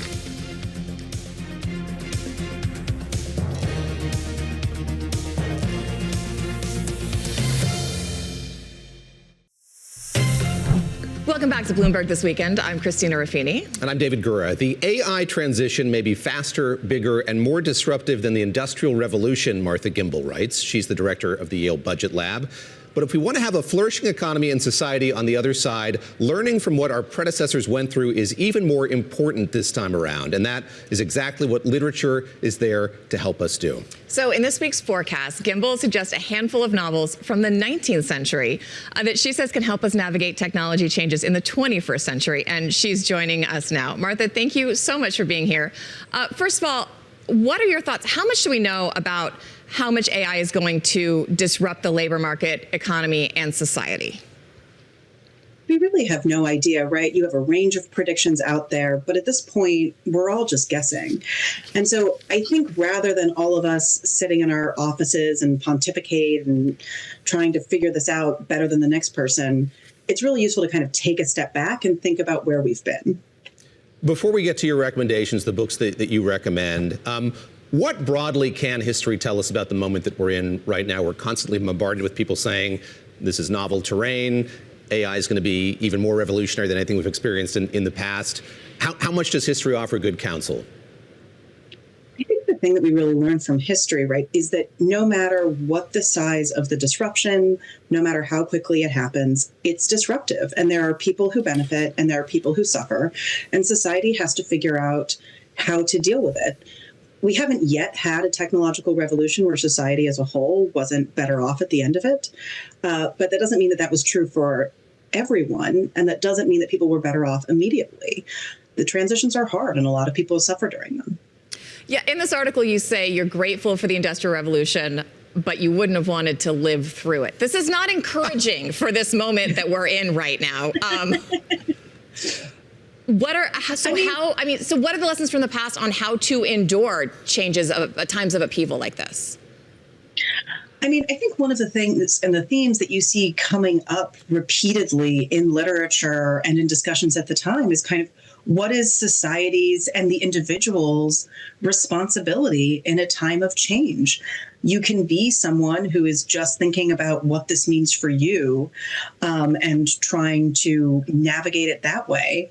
But the people who hold on and the people who do the best are the ones who are thinking about what this means for, in the 19th century, their village, but their broader community and how they fit in as part of that. Let's tick through these, starting with a book by Elizabeth Gaskell. Why is North and South one that you've recommended? So North and South is sort of the usual Industrial Revolution novel that everyone goes to. I should say it's one of my favorites. But one of the great things about North and South is it's about a woman who moves north from the south of England, who is really not familiar with what is going on from an industrial perspective. She's moving from a more agricultural environment. She herself is not economically affected by what's going on, but because she is a neutral observer, she can kind of see how things are changing and, how the new capitalists are interacting with their workers. What's the new sort of power and agency that workers were feeling at the time, and how that gets really complicated. And she has to figure out what's good from the new version of the economy that she wants to bring into her life and what she wants to hold on to from the old. We also have Shirley by Charlotte Bronte and A Christmas Carol by Charles Dickens. And we were speaking before in the break. I am a longtime Dickens hater, and you said you're not a fan of the Brontes, but you put them on your list. Why? I did. I have to admit, I'm not a Brontes person. They can be very emotion heavy, for lack of a better phrasing. But I think the thing that's really interesting about Shirley is it is fundamentally about a textile mill owner trying to figure out how to navigate the new moment. And he's trying to figure out, what is his responsibility from an economics perspective, but also still being there for his workers, for people in his community. But also one of the things I think is really interesting in Shirley is it talks about the role that the Napoleonic Wars and the export restrictions played in what happened. And that made a huge difference in the path of the Industrial Revolution for people. And it's really interesting to see him kind of work that throughout the book. In that moment of the Industrial Revolution, there were the Luddites, those who were pushing back so actively against this kind of technological progress. What can we learn from them as they were featured in many of these books? I think one thing that you've seen in these conversations about AI is sometimes you hear people saying, this is new, this has never happened to high-paid workers before, workers who do prestigious work. And I think the unfortunate thing for many white-collar workers to realize is the weavers were the white-collar workers of their day. If you read about their lives, they had flexible work schedules. Sometimes they decided to take the day off and work from Brighton. It sounds similar. Because it was portable, right? They could go anywhere. They could be outside, they could be inside, and that all changed. Right. And they had control over their hours. Some of them only worked 4 days a week. I mean, again, as I'm talking, I think to a lot of people, this is going to sound somewhat familiar. And then all of a sudden, there was this huge hit that they didn't see coming. And they had to adjust. And unfortunately, that adjustment did not go well for most of them. All right, Martha Gimbel, thank you so much. I will try to take inspiration and stop being a Luddite when it comes to AI. But we really appreciate your perspective. You can read more about this story and get a jump start on your week ahead with the Forecast newsletter. Subscribe at Bloomberg.com/newsletters.